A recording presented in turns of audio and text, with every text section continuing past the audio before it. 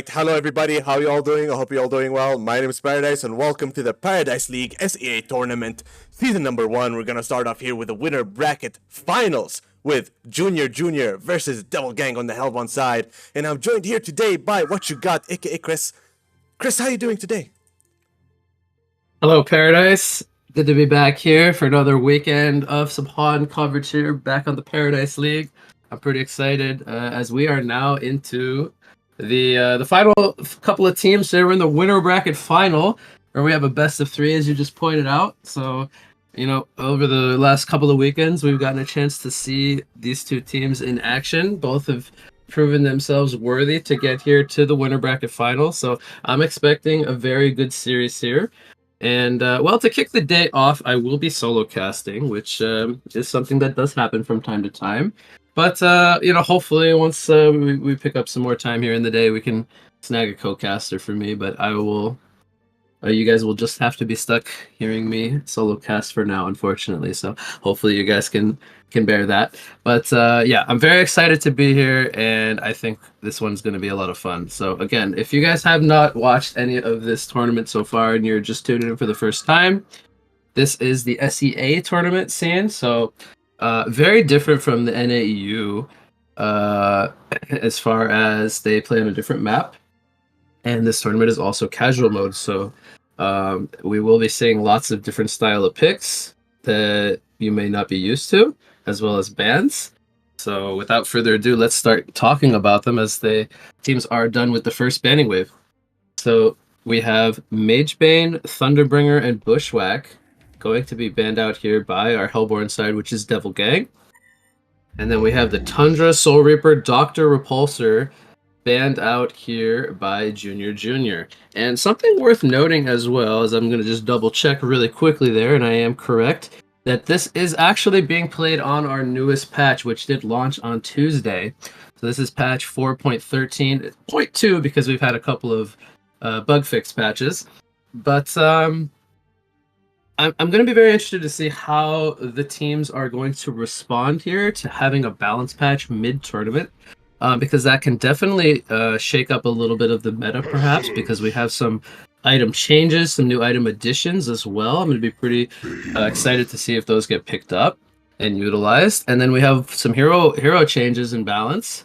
So, again, I don't know if these two teams are really going to be changing up too much, or if they're just going to stick with their bread and butter. They know what works and what doesn't. So very important to note there.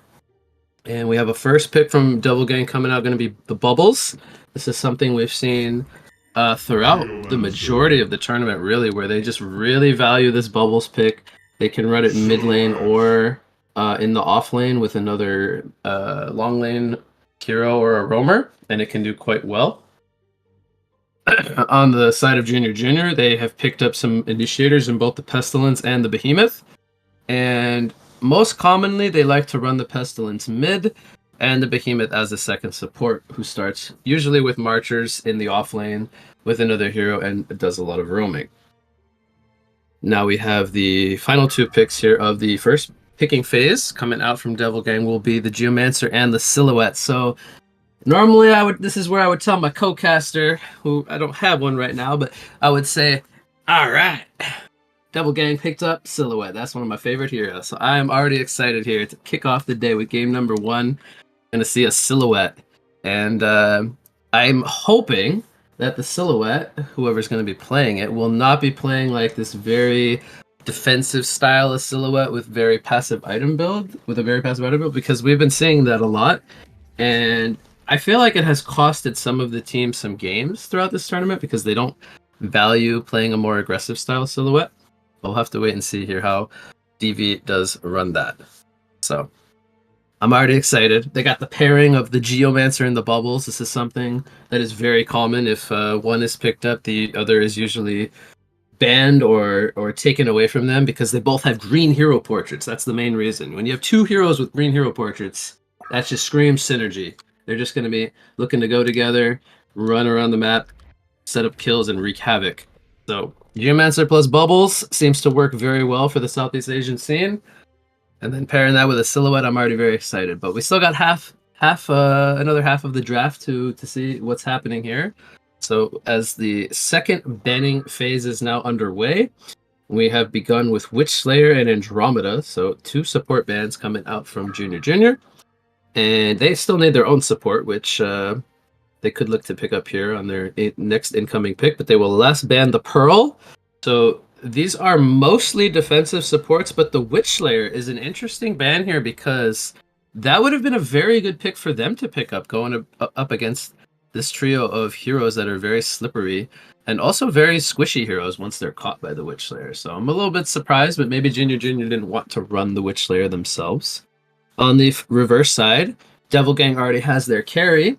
Junior Junior needs one, so we're starting to see the powerful casual mode carries being banned out, both the Chronos and the Sandwraith. And we got one more ban coming up. It's going to be the Armadon. I do like that ban quite a lot. We saw Armadons wreak a lot of havoc throughout this tournament so far. They go into the off lane. They can die a couple of times, create a lot of pressure. Doesn't really matter too much because they eventually get their core items. They get really tanky and they're hard to deal with. And then the Armadon just naturally outputs a ton of damage with the Spine Burst. So we're not going to see the Armadon here. I think all these bans are quite good, I would say. They all have pretty good logic behind them. However, I do find the Witchslayer ban a little interesting. But they're going to go ahead and pick up the Polywog Priest. So perhaps they wanted the Polywog Priest all along. That will most likely be their position 5 support. I know it sometimes sounds weird to hear that, but Polywog not traditionally ran in the mid lane in this casual mode setting. They like to run that on support. So he can get the early levels, get that portal key when he gets the gold, and then he can start to be a nuisance with his disables. They're going to follow it up with a Drunken Master here, which I'm guessing that will be their offlane hero. They'll probably do some kind of double melee lane with the Behemoth Drunken, and Behemoth will just do a lot of roaming. It's interesting to pick up the Drunken against the Silhouette because Silhouette is very slippery once she gets out of laning phase with the Shadow, the Nullstone, the Geobane, if she goes for those types of items. Very hard for the Drunken Master to get on top of her, get his spells, land his 3-point strike. Not too sure I like the Drunken Master pick, and he's going up against a Geomancer and a Bubbles, whom are also very slippery. But the thing is, he could get very tanky to where it's hard for them to deal with him. So it could kind of end up working out in that sense, where they are not really having the most damage outside of the Silhouette pick so far. All right, the fourth pick for Devil Gang will be the Vindicator here. I gotta say, that hero feels quite good going up against like 3 melee heroes that all want to initiate and jump on top of the Hellborn side, and then they're gonna have to play against like double silence as well as disarm, which is very tough for the Drunken and the Pestilence especially. Vindicator did get a little bit of buffs in this patch. I believe he got some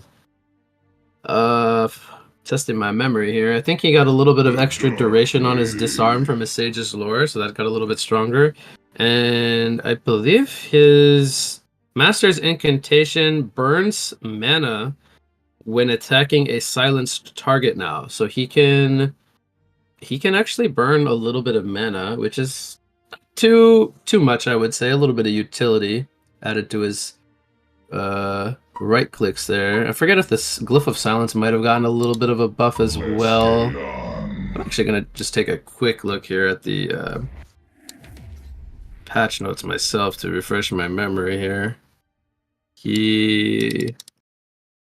No, he did not. Wait. Okay, yeah, Glyph of Silence was rescaled, I believe. So it actually silences like 0.2 per second more per level. So a little bit more utility on the Vindicator, both with his or with all 3 of his abilities, getting a tiny bit of a buff. And then they will last pick the Kraken here. So they will have Kraken as their mid laner, and it looks like Geomancer Bubbles will be that long lane combo. So we talked about the green hero portrait synergy. They do like to lane together, going down in that bot lane. All right, before we get any further here, I'll do a quick sync up with my cameraman here, Mr. Paradise. So, all right, 53, 52, 51, yeah, 49. Okay, I'm going to catch up to you. Keep up. I'm good. Yep, I'm good. Good. Okay, so we are now synced up again. I was actually very far behind you, so glad we did that. And let's take a look at the laning stage here coming out from both sides. So Junior will end up last picking, I believe it was the Dark Lady.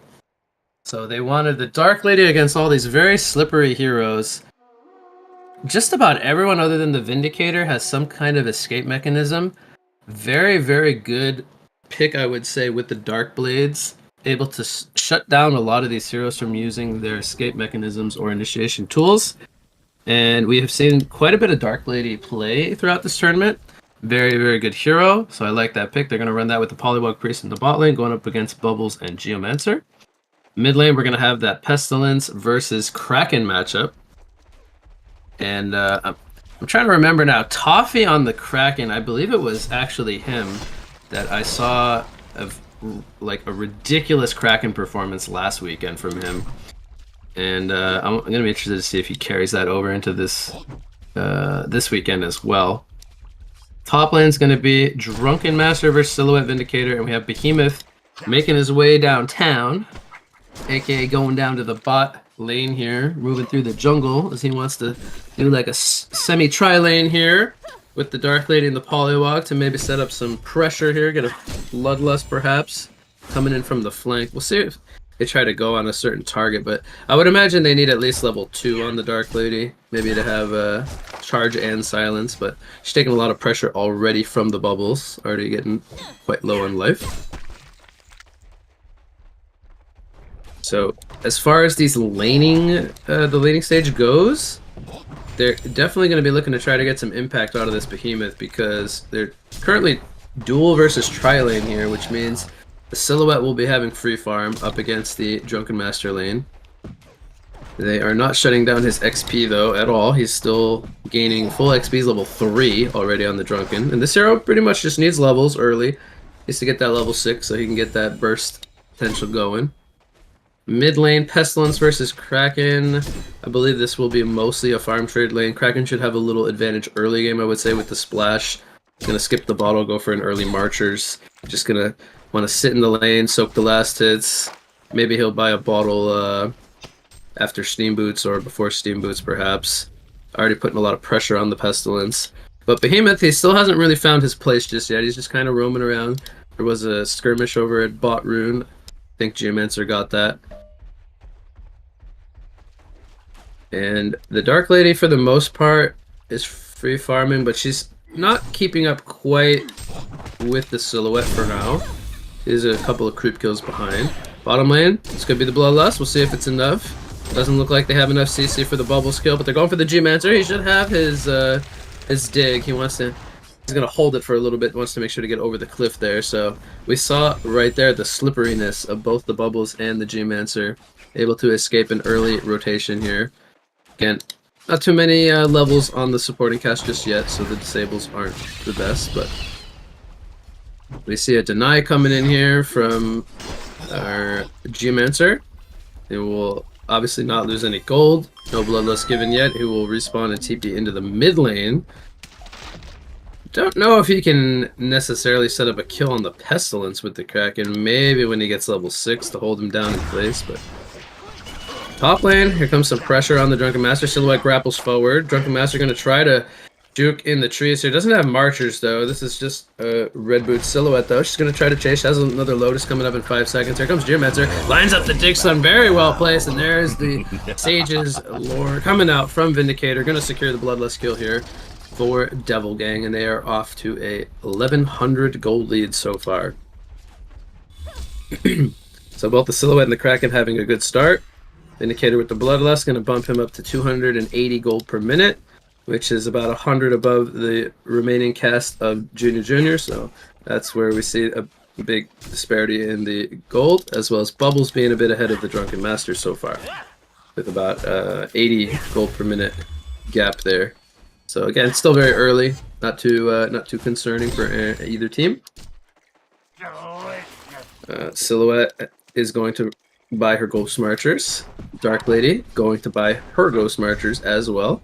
So both carries about on par with each other. terms of picking up their upgraded boots. Mid lane, we got to release the Kraken coming out on the Pestilence. Now he's got a regenerate flight is activated. Here comes Geomancer, lines up the Dig Stun, Earth's Grass, and there's the charge, secures the kill. So Toffee does pick up the early Steam Boots, did not go for the bottle, had some extra right-click presence there, and was able to set up that kill on the Pestilence. So good job there. And Geomancer already making a lot of work here with his rotation, setting up kills in both the top and the mid lane. Making his way back down to the bot lane now. See what he looks to try to do down here. Bubbles is level 6, does have a bottle picked up on top of the Marcher, so perhaps they could go for a kill on the Dark Lady here. He's thinking about maybe going back to the mid lane though. He's not quite sure where he wants to go just yet. We got Bihi spotting a Pestilence here over at the medium camp due to that swarm debuff. But it doesn't have any kind of vision, just sees him with that sight ability. Tried to steal some creeps from him, but no. Still going to be only level 2. He's going to pop a Veiled Rod here and a Mana Potion. And Pesty is level 7 right now. Not sure if they have enough damage to kill a Kraken per se. Ollywog Priest currently trying to get some levels over at this hard camp pull. It's got to be careful though. Bubbles is level 6 here, but it is only the solo Bubbles. We could maybe see a dive come out top lane. There's a ward behind the tower here placed from the Vindicator. Drunken does have the Marchers. There's a silence coming down on the Drunken. Silhouette grapples in. I believe he lined up the stun for 1 second there. Here comes a counter stun from the Fissure. Mass TPs are coming in from the Legion side. Silhouette does not have her shadow. She's trying to juke. She has the swarm applied.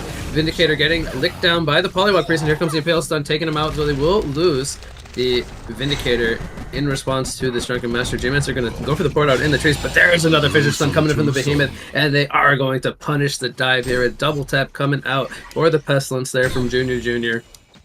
Now they did have to react with lots of TPs, but they end up getting 2 kills for 1 when it's all said and done. Silhouette goes back to farming in the jungle. Work on some stacks here. Pestilence currently with an illusion rune. We'll head back to the mid lane to protect his tower. Dark Lady, she's got her life tube picked up. She is going to be working toward that rune cleaver. So until then, she'll be a little bit behind the Silhouette in terms of gold per minute. He's most likely going to pick up the Elk Bones here in the next 2 to 3 minutes once he gets 1950 gold on the Silhouette. Probably going to swap to base here, TP back to the Shadow, maybe pick up the Alacrity Band component. There it is. Boy, I've seen quite a lot of Silhouette play that I could predict this movement.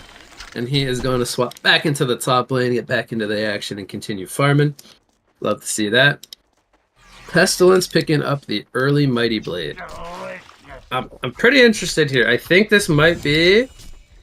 It might be a first item Shrunken. I wouldn't be surprised, but it could also very well just be a build-up for the Staff of the Master. I think both are pretty reasonable options here. We'll have to wait and see what Apex here on the Pestilence decides to go for. Sounds like I said 2 hero names, but it's actually his name. It's Apex. But he's 2-1, 440 gold per minute. Having himself an okay game. Just a little bit behind the Kraken there. And speaking of Kraken, he is about to have a portal key. He is on 2280 gold. So once he clicks this catapult, he will buy that portal key, and he's got an 8-minute 40 portal key being delivered to him with Release the Kraken ready to go and a double damage. Let's see what Toffee can do here in the next couple of minutes. Bubbles porting down into the bot lane at the tier 2. Gonna set up here. Mass TPs coming in from Devil Gang. They want a kill here. Bubbles trying to bait, trying to get them to go on him. We'll see if they fall for it. We got smoked up Kraken here with portal key. This could surprise them as the Voodoo Wards are being taken out here by the Bubbles. Kraken goes for the charge, but a good Charging strikes away from Dark Lady, baits out the charge, and now Bubbles can line up a kill field. At least the Kraken gonna miss the Dark Lady, hits the Polywog Priest, but it's not gonna matter. There's just so many heroes here. But here comes a response from Junior. Crystal Field is down. Will they be able to secure some kills here? Drunken Master taking the brunt of this early engagement here. He's holding his ground. Pestilence also holding his ground. Bubbles in to take cover. They trade the Pestilence for the Bubbles, and will the fight continue here as Drunken Master jumps in on low life, trying to keep the fight going. Can't land a 3-point strike as Behemoth lines up a counter fissure, but now the supporting cast being double ranged, going to try to right click down the Behemoth. Geomancer has a dig stun up. We'll see if he goes for it. He sees the port coming in. Actually throws out an Earth's Grasp. Now doesn't have mana for the dig, but Polywog also doesn't have mana for a tongue tie. Fissure Stun going to be dodged there by the Geomancer dig, so a good heads up dig coming out as he had enough mana with that Sackstone to get out of there. And the fight concludes here after very much chaos. We have a 4-6 hero kill lead favoring Devil Gang, and I believe this did extend their resource advantage. We are now at a 5,000 gold and 5,500 experience lead for the Hellborn team here. We have Bubbles picking up an early Void Talisman, which definitely feels like a pretty solid option here, going up against heroes like the Dark Lady, the Drunken, and the Pestilence. As we see Devil Gang taking out that mid-tier 1 tower there, rotating Silhouette in for some tower pressure. She's now got the level 2 Shadow. So later on she'll be able to remove that Swarm debuff off herself reliably. Wondering what she's going to go for here, if it's going to be the Nullstone, or if it's going to be even something like the Shrunken or the Geometer's Bane. It's got 2,000 gold in the bank, so it could be a Blessed Orb here being picked up. We'll see in the next minute or so what Colic decides to go for. But he's currently the top of the GPM chart, 590, as we have a potential gank attempt here on the Drunken Master. Kraken gonna line up the charge into the release to Kraken, and that was so much damage as Bubbles, I think, assisted for maybe a Shell Surf in there somewhere, but the other two supporting cast members didn't even get to do some hero damage. That was just Kraken being a monster, taking out the Drunken there. So Toffee, I said it at the early part of this match, he had a monster Kraken game last weekend. He's proven to be a very solid Kraken player. I see his 560 gold per minute here as we're approaching 12 minutes, having himself a fabulous early game. And we'll see if he can get another rune to spawn his way here, maybe. Gets a regen. Okay, probably not what he was hoping for, but I'll be happy that wasn't something going to the other team at least. Dark Lady is, I believe, either has the cleaver or very close to it. She's 463 gold per minute. I believe this is her courier coming now. Actually, no, it looks like that is going to be Polywog's courier. So maybe she has the Warhammer and she just needs the recipe for cleaver, is what I would imagine. There we go. She right-clicks the cleaver. 12.5 minute cleaver with 1 death. No kills. Not too bad. Silhouette is going to go the Blessed Orb route, so it looks like we are going to see the Nullstone here. Just looking across the board here, it's going to be okay against the Polywog Disable initially. Drunken Master jump. Not really the best against Dark Lady. Obviously doesn't allow him to get slowed, but he will need something later like the Shrunken to play against Dark Blades, or at the very least a Nullfire or a Geobane pickup. Pestilence is going for the staff, so it was a early Mighty Blade just to kind of bulk him up a little bit. Bubbles has completed his Steam Boots since getting the Void Talisman pick up top. Jungle, they're going for a kill here on the Silhouette. Good bash coming in from Pestilence, and that is actually going to be the difference maker. If he didn't get that bash, he was going to get the true grapple to safety because the final chapter came out from Vindicator. The fight is not done now. Kraken comes in, he wants blood. He lines up a release to Kraken on the Polywog Priest. One more auto attack. No, he's going to need... Yeah, he charges through him. He's got the regen rune as well. So they did get a counter kill, but pretty happy if you're Devil Gang, stopping the Silhouette from continuing her farm. She almost has a Nullstone already on top of this Alchemist Bone. She is really, really farmed. 640 gold per minute. So, unfortunate there. Pestilence got a Dutch ownage RNG style of bash at the perfect time. Perfect place, perfect moment. It happens. but kudos to Pessy for pursuing that kill. So now Dark Lady with her cleaver. She's got some thinking to do here. What does she want to get as her next item?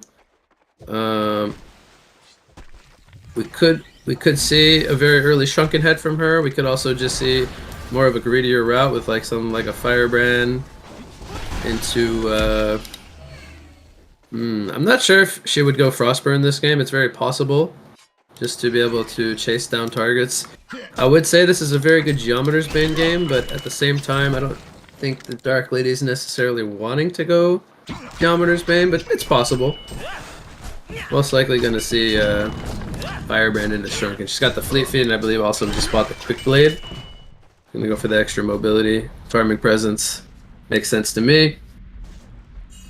But Silhouette, he's very interested in split pushing towers right now. Goes down to the bot lane, gonna take out this tower. We have an initiation in the mid lane with the Kraken here, lining up a great charge here into a release the Kraken on the Drunken. That was a Veiled Rot to start that off. Polywog does line up a War Trap on the bubbles. He's got a Void Talisman though, and take cover. This is gonna be a tough kill. He pops the Void Talisman, is going to Shell Surf out into the midst of everything, and on top of Polywog, here comes the 2-minute Pale Stun, doesn't save Polywog initially. Here comes another Kraken charge though, on the Pestilence, they bring him down, and now Bubbles trying to hold his ground. Dark Lady gets here, she's trying to pick a target, but she's gonna get kited, and she is going to fall as Silhouette got here toward the end of the fight. Didn't necessarily get to pick up any kills or assists, but huge fight coming in from Devil Gang. This started off with the smoked up Kraken, getting the Drunken Master kill, and they got the big prize at the very end of that one, being the Dark Lady, who still is not really the most comfortable position to be fighting just yet, with only having the Firebrand picked up. So we saw it there. She is very vulnerable to dying. Behemoth and Polywog Priest, the supporting cast for Junior, have unfortunately not really had the best start here. They are only sitting on 190 to 213 gold per minute. So they are very far from their portal keys, which they are both looking to pick up. And if we compare that to the side of Devil Gang, we got 360 gold per minute on the Vindicator, who's already 2/3 of the way to a Restoration Stone. That is going to be a massive pickup for Devil Gang when that comes through. And then they have 308 gold per minute on the Geomancer, who is sitting on 1,250 gold. Will most likely go for that portal key himself, but has opted for quite a bit of build-up.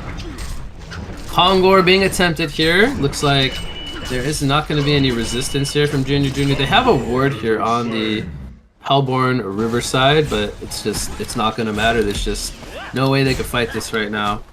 Devil Gang is up 11,500 gold and experience at this point. And Silhouette looks like she'll be going into the Firebrand. Meanwhile, we have another initiation from the Kraken, lining up a kill on the Dark Lady. I have to think that that's was started off with Geomancer's assistance as well, perhaps scouting that out. So again, the Dark Lady falls. This is her third death now. Again, she still is keeping up the GPM relatively well because she's not losing when she's dying, but she is going to be having the downtime of not being able to gain the gold. The Silhouette, meanwhile, bottom lane, almost 700 gold per minute. Pushes the tier 1 tower, now looking to put some pressure on the tier 2. Junior goes up to the top lane to try to space the map. They're going to take out the first tower of the game in their favor. And Hellborn looking for their 4th tower kill. They force the glyph here, bot lane. I don't know if they're going to be thwarted backward at all here. They're feeling pretty confident having a token of life on their Silhouette for another minute and 40. And we'll see if they're probably going to be able to get this tower kill at the least.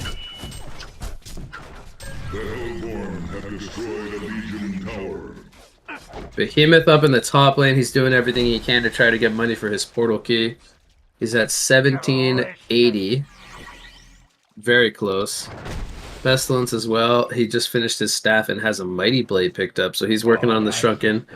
Basically, once he has those 2 items, he'll be feeling pretty confident that he can hold his ground and fight. Here comes another charge into release the Kraken. Final chapter comes out to prevent any kind of follow-up to protect the Dark Lady. And Toffee is just a monster on this hero. He just solo kills the Dark Lady. So much damage coming in from the Kraken. And meanwhile, the rest of the team support is mid lane, outside of Geomancer. They want to try to utilize this token if they can. 50 seconds on it. We'll see if they fall back or not. They did clear up the second tier 2 tower, this one in the mid lane. And Silhouette, probably gonna go for a Geometer's Bane here if I can make a prediction based on what I've seen so far this tournament. He's almost got enough gold for that, so they will most likely burn this token of life just naturally, letting it expire. Not going to feel forced to try to break base or anything just yet. And Dark Lady with the Mighty Blade pickup, she's just trying to get to that Shrunken Head now. She's got to get to that Shrunken Head so she can hold her ground in the fights, not get stunned up or silenced. Mid lane, we have a Ward Trap coming in on the J-Mancer, but he gets out. There was a kill happening on the Polywog in response. Now Silhouette is here. Doesn't have the token anymore, but they're looking to push forward. No Release the Kraken is actually ready. Kraken has Shrunken Head as well. He ports down to the bot lane. He is just hunting this TDL as the rest of his team in the mid lane, but also in the jungle here as Kraken is going to spot the Dark Lady. Release the Kraken comes out as well as the cover of darkness, but Kraken just executes this flawlessly. He basically blind Kraken ultimated the Dark Lady there, hoping it would land, and it sure did land. It was spot on. That is the 5th death now for Dark Lady.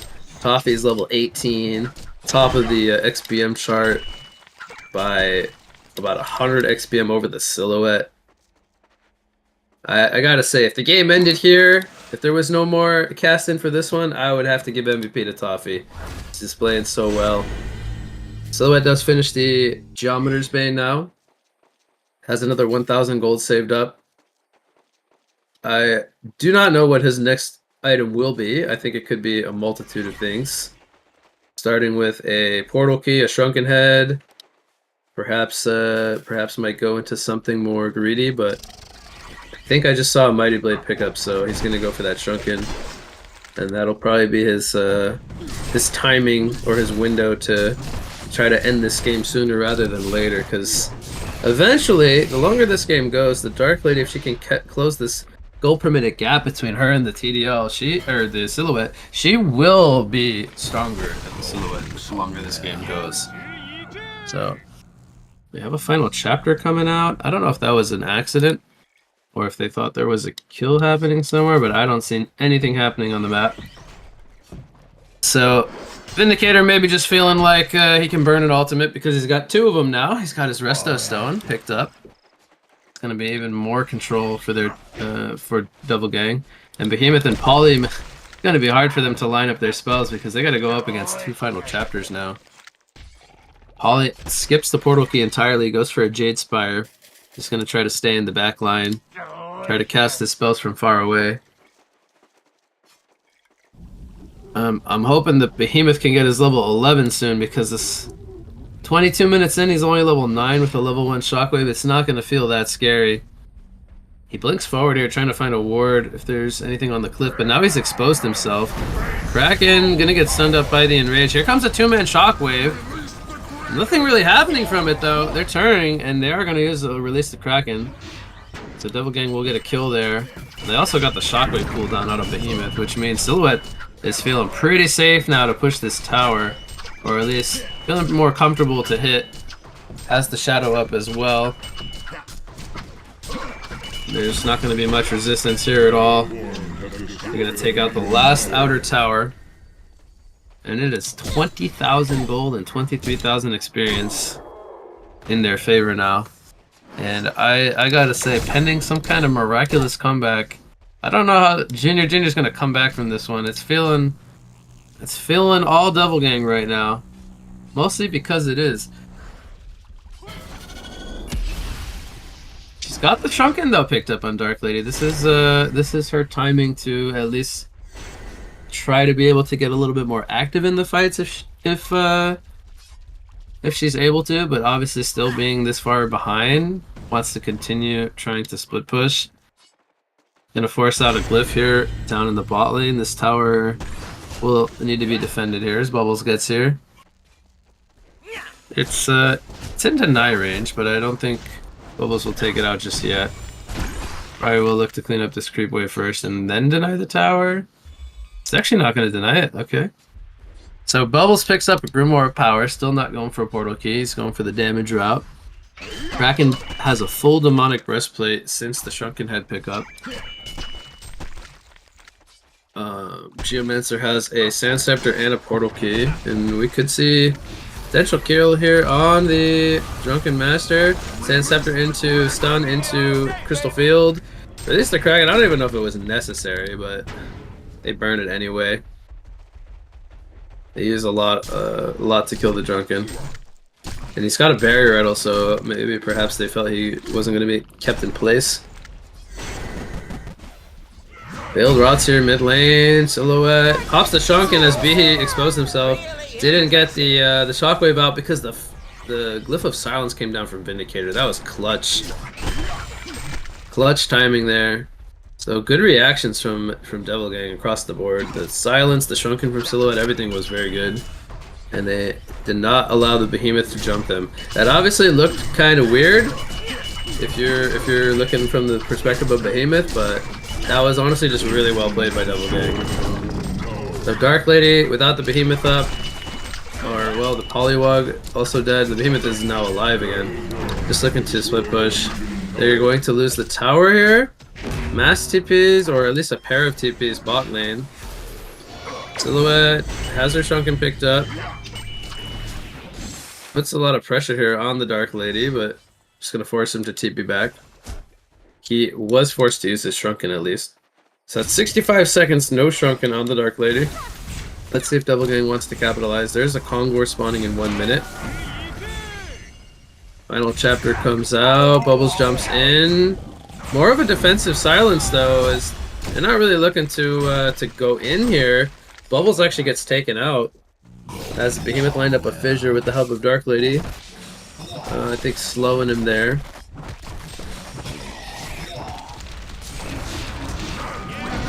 So what will? Oh, we have more action. Pestilence getting released. The Kraken here is Kraken and Geomancer. The two-man brigade here runs into the Legion Ancients there. They're trying to get some counter kills, but I guess they're not sure where Silhouette is. They don't want to overextend. They see she's bottom now. She bought something as she sold the bottle. I'm not sure what she bought. It's probably something small. Could be wrong though. I don't know how much gold she had. Wow, okay, he had a 3,000 gold already, so he picks up a Dancing Blade. It's gonna be a Wingbow pickup. That's gonna be huge when he gets that completed, because that'll be even more range for him to hit from, as well as the evasion against the Dark Lady. The Dark Lady does go for the Frostburn. And this is the tricky part now for Dark Lady, because she's got to think about what she wants to go, as the Silhouette has shown the, or will eventually show the Dancing Blade component, so he might be thinking, do I need to counter this Wingbow? Do I build my own Wingbow? Do I build none of the above? Do I try to just kill everyone else other than the Silhouette and hope that we can deal with her at the end? He's got some choices to make. Also has to keep in mind that he's playing from about 200 GPM behind. Drunken Master picks up a Barbed Armor, trying to get as tanky as possible. Behemoth picks up a Glowstone, so he's going to be going for the Flying Cow Behemoth route eventually, if he can get the staff pickup. And here comes the Kongor attempt. Silhouette doesn't have an item slot. I'm wondering if he's going to sell the Alchemist Bones here. He will. So, more or less he's going to lose an item, but he's going to get a token for 3 minutes. Silhouette just bought out the Phobo, and might have also had enough for the Stake Bracelet, so this might be the full Wingbow actually. And I believe it was, because I think he had 2,900 gold. So this should be a Wingbow token Silhouette after selling the Alchemist Bones. So she's got how much range now? She's got 625 range. Open racks here, towers down, Morph comes out. Final chapter preventing any follow-up jump. Does have Swarm on him. Poliwag gonna get run down there as Bubbles did go in for the kill field. They get the 1 kill. Drunken Master pops the Barbed Armor. He's trying to go in for a 3-point strike. There's the Void Talisman on the Bubbles. Can he get him? He sends him in the air, following up the fissure. Here comes the second final chapter from Vindicator. Not a whole lot of heroes have fallen just yet. A Silhouette mostly focusing the Rex. We'll get the melee. Still hasn't token for 2 minutes. But we'll take out the Rex with the help of her Wingbow. Now looking to tank the tier 3 at the bottom side. They have lost both the Behemoth and the Poly, so it is currently 3 versus 5. Silhouette maybe doesn't want to burn the token just yet. Okay, she's going to swap to base. Come back full HP. So she can feel a little bit more comfortable here with a full HP token rather than a 20% HP token. Dark Lady trying to go, I don't even know if he's just trying to escape here. It looks like he is. Dick Stun, though, going to connect and stop the TP of Dark Lady. That is huge. Geomancer stalling so much time for his team as Dark Lady does get Storm Spirited up. She's going to need to run back down to the bot lane, perhaps. Maybe she's just going to go top and try to split push. And Silhouette is currently in the base. Has Swarm and a Veiled Rod. I'm actually not sure the interaction here. If that actually makes him unseen or not. I believe he's still spotted with the Swarm, but maybe not actually. Kraken getting jumped here at the Legion base is forced about the Shrunken, but it doesn't matter because Swarm means a ton of minus armor, and the Drunken Master and Pestilence are able to take him out. Ward Trap comes out here on the Bubbles. He is going to hold his ground for now. He's Void Talismaned up. He's getting stunned, getting right-clicked. 1 hit, he will go down. Crystal Field is down, doesn't stun anybody up. Silhouette is back in the party, has token for another 30 seconds. And they will use a buyback here on the Bubble. Supports the mid lane. Gonna try to join back in the action. Dark Lady is still nowhere near town as she is Veiled Rotted trying to run back down to the bot lane. But Silhouette on 800 life might have to just naturally burn this token. We'll see if she, maybe she can get a TP from a teammate here. She doesn't have a port on her. She wants to swap back to base. Yeah, I love to see it. Oh, he's actually just getting the bottle. So he's not going to port back to base. He wants the Shadow for this fight, as he is going to not have a token this time around if they want to fight. Tower is quite low.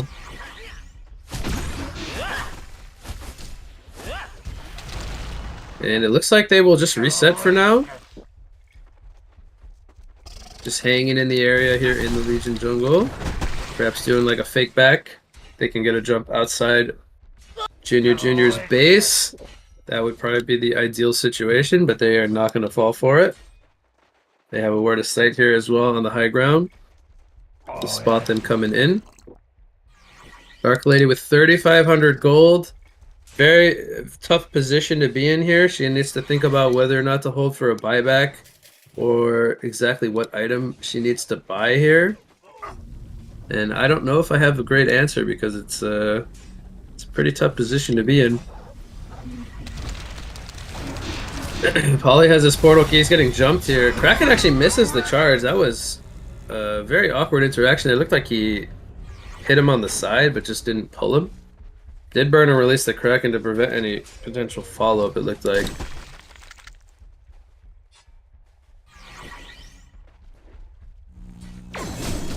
Silhouette has an item slot to grow now as she did sell her bottle and Alchemist Bones already. I'm not sure what she's going to buy here.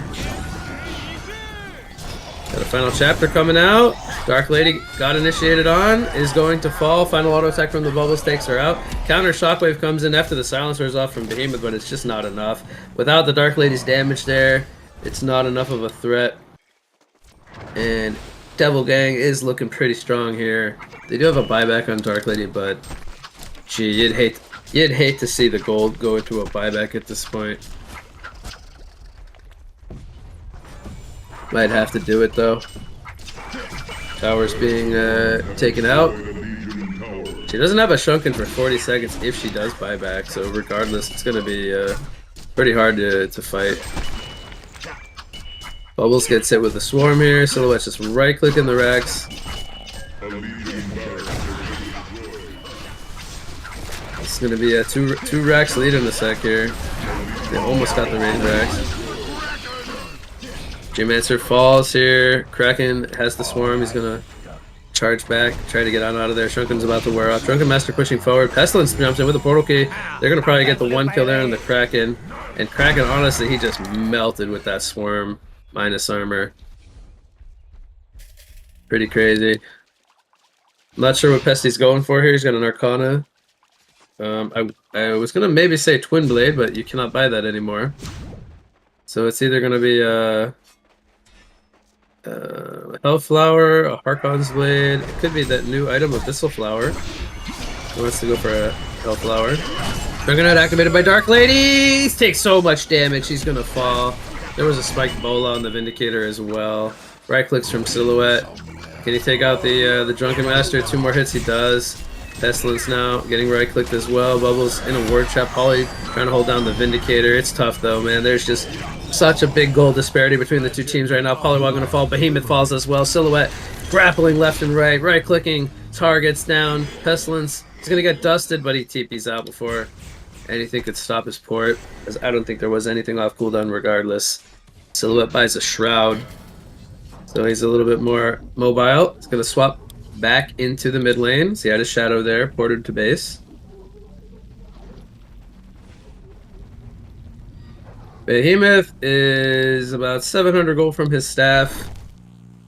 Would love to see it, but I don't think it'll end up having too much impact, unfortunately.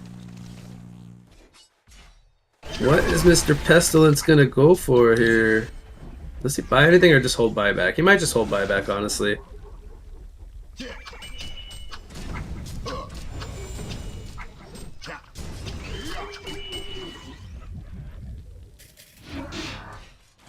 So being down 2 Raxes, 30k, 30k, it is, I don't want to say impossible to come back from this, but when you are losing by this much, it is almost always going to be a loss.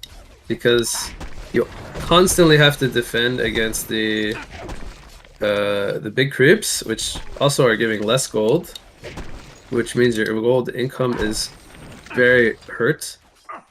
And the other team just continues to keep pulling far ahead with map space. So I don't know if they're waiting for a token. They're playing this kind of safe, I would say. Silhouette does buy out a full Genjuro, doesn't have buyback, but she's 804 gold per minute right now. Dark Lady buys a Dancing Blade. He goes all in with his gold.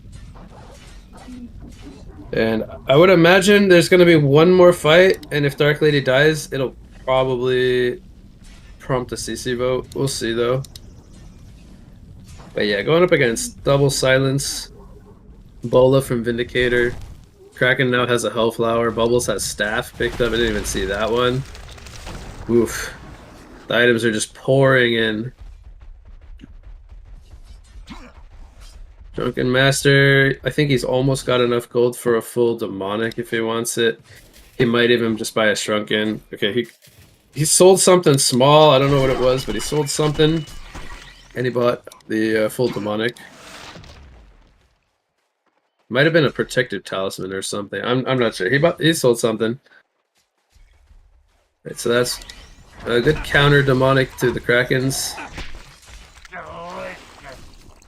Oh man, come on, Devil Gang, just go fight! They're so far ahead. But it looks like they want Convor. They are playing in a tournament. This is there's no reason for them not to secure themselves the win and avoid any potential throws. But honestly, they probably just don't know how far ahead they are. If they saw the resources, they would probably realize. Kraken getting sheeped here. He did not pop the Trunken. Toffee making a little bit of a mistake there. Does get taken out. Silhouette is here right clicking though. Drunken Master goes down. Does pick up a double tap as they force a buyback from the Pestilence, who was the first one to fall. Dark Lady has to charge out of dodge. Behemoth might get caught here though. He's getting right clicked down by the Bubbles. Who's got that Grimoire dot on him now. He can't portal key away. Good lick from the Polywog from the high ground. Dark Lady comes in. This is actually some cleanup crew coming in. Void Talisman on the Geomancer. He's getting stunned. He can't get the dig off. Oh, he does though. Pestilence flies after him like Superman. Oh boy.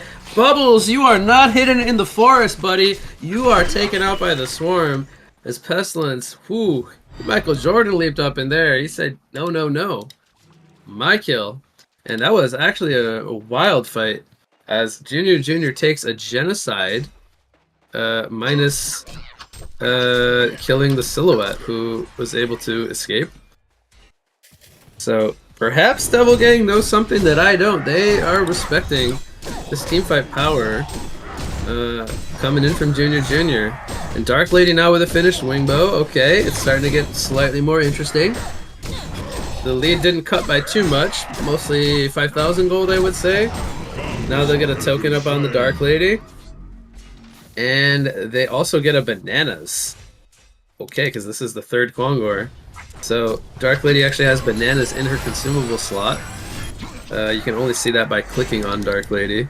Won't be able to see that through the interface, unfortunately. And it looks like they are not going to get the kill attempt up in the top lane. So, what did Bubble staff? He staffed the Kraken. Oh boy. That means he gets a permanent splash in his Whirlpool. And he also gets I believe it's a 1 second superior magic stun. As well as the enemies get pulled 200 units per second toward the center of the Whirlpool. Hold that thought, as we have a Geomancer kill here. Pestilence pops the Shrunken for that kill. Double damage on the Drunken. Dark Lady didn't have to burn anything yet. She's got 2 minutes on the token. She's going to charge through the creeps here. They're going to look to try to clean up this tier 2 tower.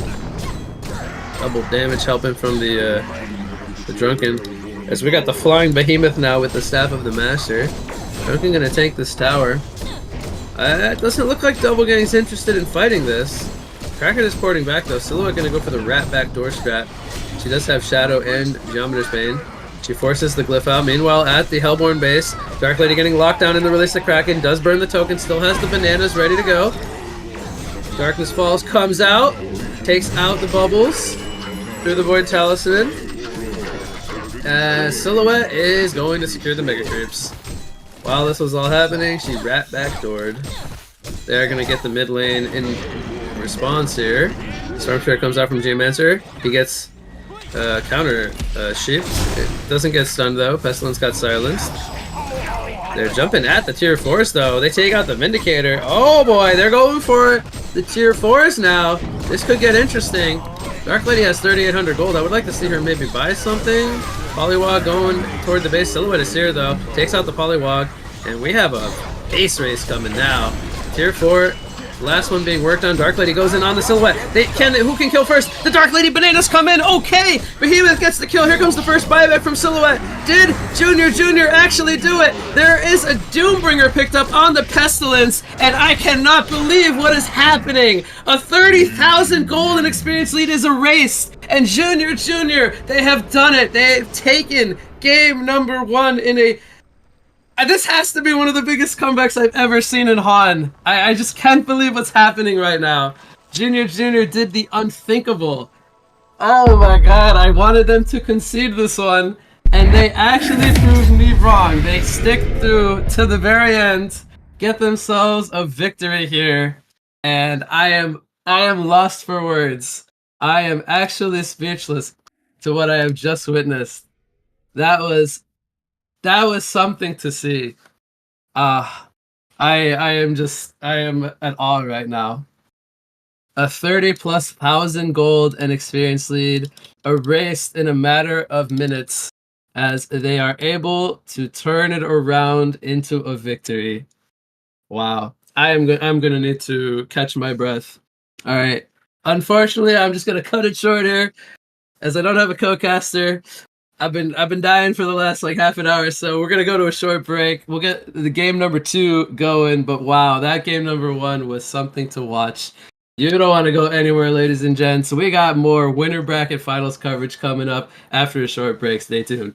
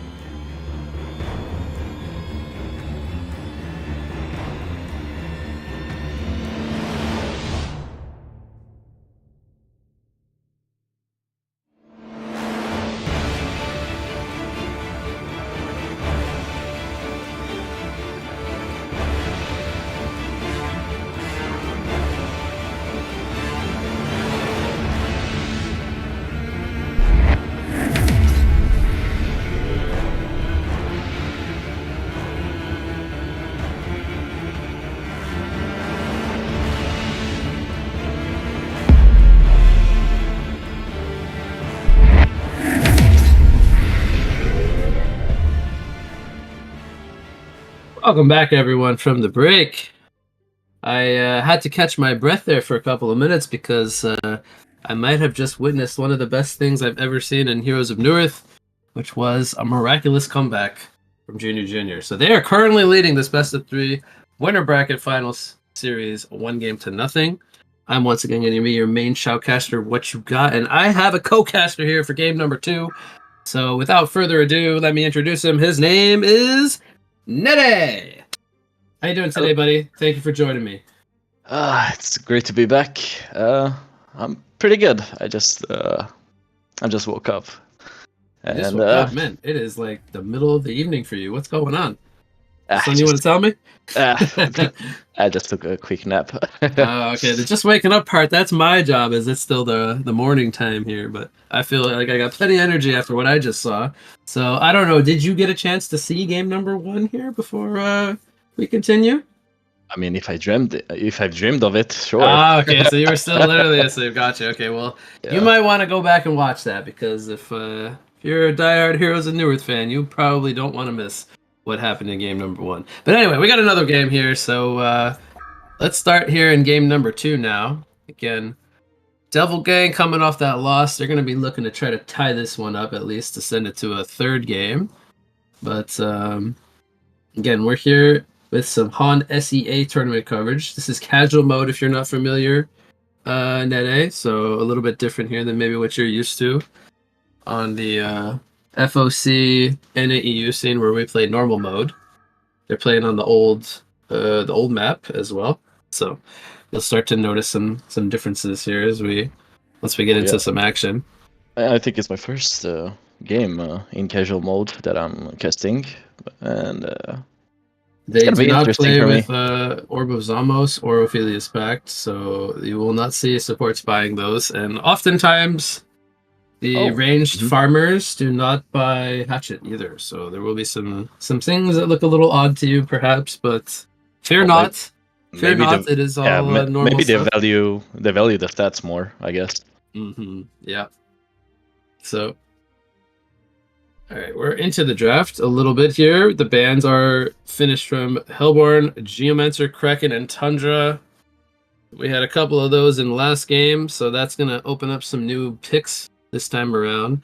We have Thunderbringer and Bushwhack banned from Devil Gang. One more coming up for SRP here in the drafter's slot. Let's see what he takes away. There's a lot of stuff here. There's the Pestilence, the Bubbles. I know you're probably laughing at me saying those, but this is what they like, and those heroes get first pick quite a lot. There's also the Soul Reaper, who, actually, there was a balance patch, by the way. I don't know if you're aware of this, because I think you were telling me you haven't played in a little while. There was a patch that hit on Tuesday, so you might need to take a rundown through the notes there and catch yourself up. But we got some item changes, we got some hero balance. Towers are now a little bit more durable, so maybe you'll notice that. I don't know if that actually applies to this map in casual mode. If maybe that only applies to our map, so I'm not entirely sure about that one, but they are going to last ban the Soul Reaper, and first pick coming out of the gates will be the Mage Bane for Junior Junior. So maybe they're trying to prevent a Bubbles pick or something. I'm not sure, but it looks like they're going to value the Mage Bane there. Pestilence coming out for Devil Gang, which was actually in the hands of Junior Junior last game. And they're thinking about that last one. They look like they're a little shaken up, I gotta say. They've almost used all their overtime here. This is not typical. They only have 13 seconds on the clock post picking, and they are going to go with the Bubbles. So they're going to go with Bubbles Pestilence. This will most likely mean Pestilence mid, Bubbles off lane, plus like a second support hero to pair with the Bubbles. There's a lot of items that have been changed. Yes, yes. There's some new items as well. There's Abyssal Flower. There is Sinner Inscription, which you might remember from 5.0. Yeah. There is Vitalizer. Yeah, that's new. And also Psionic Hood, I believe, is one. Hey, if you're interested, I got a patch analysis video, actually, that I posted yesterday. And I've been lucky enough to get that one posted inside the HoN client as well. So it's there. if you're interested in catching up on what you maybe missed. Wait, there's the Devo staff, or what? Super DK. Yes. They buffed up his DK, and his ultimate goes to Superior Magic as well with the staff effect. Uh-huh.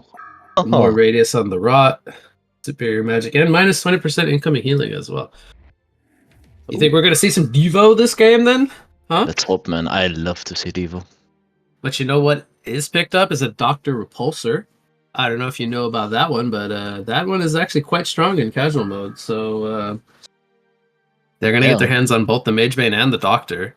Oof. And they're going to pair it with an Andromeda now. So I have a defensive support for the Doctor. We'll probably see mid lane Doctor and I believe off lane Magebane, which would be interesting because then they might still pick up another carry. They might run a Tricore and go for like a very greedy draft on the side here of Junior. Yeah, if I remember correctly, like in casual mode, you level up really, really fast, right? Yeah, I believe denies don't actually remove experience. They just delete the gold opportunity, which is, so you're going to get, like, both heroes are going to get level 6 at the same time if they both sit there, for example. So, yeah. Mm-hmm. Bands are done. We have Dark Lady, Sandwraith, and Chronos Band. The Chronos Band is actually interesting. I was thinking maybe they would want to pick up a Chronos to lock down the Magebane and the Doctor, but they don't want that. Vindicator, Behemoth, and Magnus. So some supports being targeted here. The Behemoth is one that can normally get blind banned or even first wave picked up. We saw the Behemoth pick up a win last game. We They're got gonna the go gun. with Witchlayer. Yeah, Witchlayer is Witchlayer and Polywog are very popular as well in the SEA scene as supports because they are very impactful in mid game. They get the portal keys and then they're able to do a lot of impact. Yeah, for sure. So they tend to value those a lot more than defensive supports most of the time. They're gonna go with a Fade here on the side of Devil Gang as well. They have a very aggressive lineup, not a heavy like scaling lineup in comparison to Hellborns, which has a Doctor and a Magebane so far. But the Fade against the Magebane is interesting. Can redirect his mana burn back to him with the illusions. Hellbringer.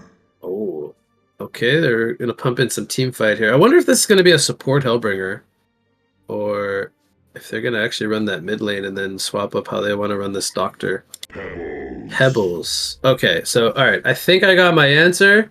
Yeah. This is probably they're probably gonna throw a curveball at me here, and this is gonna be support Hellbringer, maybe on like position 4. And then they could either run the Pebbles or the Doctor in short lane, depending on the matchups they want. Maybe they'll do Pebbles versus Pestilence mid, and then Doctor in the safe lane against the Bubbles Fade would maybe make sense. I'm not sure actually. I'm not sure how they're going to do this. I know that Rex Sander is their carry player. So if he takes the Doctor, they might send it to top lane. And Apex is their mid player, so he will probably take the Pebbles mid, if I had to guess. But we'll see. And Sir Bensington going to be the last pick here from Devil Gang. So I've seen them run this type of lineup before where they don't go like Pestilence plus like a hard carry with like raw right-click DPS. They go for the Bensington instead. So they go for more of this like early to mid-game strategy with a lot of early bursts, a lot of pick-off. They're going to be looking to bring the action, and then obviously they don't want to give like the game any space to where Doctor and Magebane can kind of take over in the later parts. All right, so we'll see how the lanes shape up, and then you can tell me what you think. But for now, we see some TP action going on between Bubbles and Andromeda. Bubbles probably not going to ward because he's spotted. It would just get counter warded immediately. Sends out some regen. It looks like we'll probably have Hellbringer, Magebane bottom, and then Pebbles mid, Doctor plus Andro top. I would say this looks pretty normal. Oh. And then Bubbles, Fade. Fade is roaming actually, it looks like. Doesn't pick up Marchers though. This guy played the Geomancer last game. He's their second support player. Then we have Pestilence mid against the Pebbles. I guess since we know that lane, how do you think that one will go? You think there's like a favorite in that lane? Which sorry, Mid in lane, the we have mid lane, Pestilence versus Pebbles. Pebbles. I think as you saw, it doesn't matter the denies, I guess. But I'm clinging in favor of Pestilence, to be honest, a little bit. Just a Yeah, little bit. I hope he levels his gore Yeah, and just puts a lot of damage into Pebbles, who has hardly any armor at the start. yeah, yeah, exactly. It's like 1.1 armor only. Yeah. And the Pesty is like can get really, really tanky with just strength items. Like you get like steam boots on strength here, just like 1k HP at level 6 or something. Mm-hmm. Yeah, I would say it's gonna be easier for like someone to kill the Pestilence with a gank. I mean, if the Pebbles gets a gank from like I don't know, maybe like a level 6 Doctor when he gets it early on. But the Pebbles is maybe harder to kill level 6 with the Pestilence +1. Oh, look at the gore. Alright, he's got gore, I love it. Yeah, Bot me too. lane, so we talked about their heroes on Hellborn. They're going up against Bensington Witchlayer, which is a lot of like Disable in comparison. The Mage Bane playing very scared here, mostly because he knows the Fade is missing. And then the Hellbringer actually leaves the bottom lane, most likely due to knowing that he'd be in trouble. Top lane, Bubbles will shell surf to safety, takes a lot of pressure from the Andro. Doctor continuing to free farm. I like how Bubbles plays here, to be honest. He just wants to get that level 2 so he can take cover the Andro stun. He can be more aggressive. Yeah, the Doctor doesn't really pose a threat right now. Yeah, exactly. Until level 6, like Bubbles is super fine. So do you like it how Bubbles and Doctor both don't have hatchets? They're both duking it out with stat items. Yeah, on Bubbles he's fine. On Doctor, I don't know. Because right now you're just fighting against Bubbles. You need to like get that those last hits. But maybe in casual mode doesn't really matter that much. So he's got the Amulet of Exile, which has that new buff where when you last hit a creep, you get 3 mana back. That, I believe, works on denies as well as jungle creeps. It's a little, it's not a lot, but it's something. You can spam his Q spell to contract door more frequently if he wants. Currently not really utilizing it at all. He's just keeping full mana. Probably will use it here in the tower, I would imagine.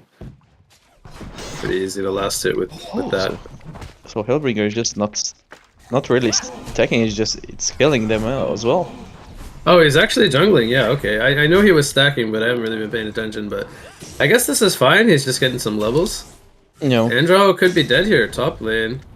Not enough damage from Bubbles. Oh, he's actually thinking about maybe going for it. I would go. Yeah. Shell surf in 3 seconds. Gets pulled here. He's dead. The damage from Doctor was actually very high. It had the he was level 4, I think. He had 2/1/1 skill build, if I'm correct, and then he hit level 5 from the kill. And then Andro will deny yourself to neutrals. You don't lose gold when you do this, so he'll get back to base, buy a TP, buy a wind whistle, and he'll be able to get back into top lane very quickly. So yeah, you'll see that quite a lot throughout. If you cast some more games with me, they do this early game all the time when the respawners are low. Pretty straightforward stuff. Mage Man getting spotted here, I think, by the Fade. We'll blink away. So Bensington free farm versus Doctor free farm. What do you like more, or who do you think will have the bigger impact? It's probably gonna be Doctor. Like Bensington doesn't have that burst, as like Doctor can fly away. He can do more stuff than the Bensington. I think in early stage of the game, I think Bensington favors a little bit.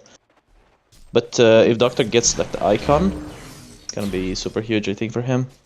Yes, I don't know if you know this, but you can't break the sorcery boots anymore. There's a recipe. So he could go a mana ring and then keep that and break that. But you cannot upgrade into sorcery boots and then break it for icon anymore. So Doctor has actually got a glowstone here.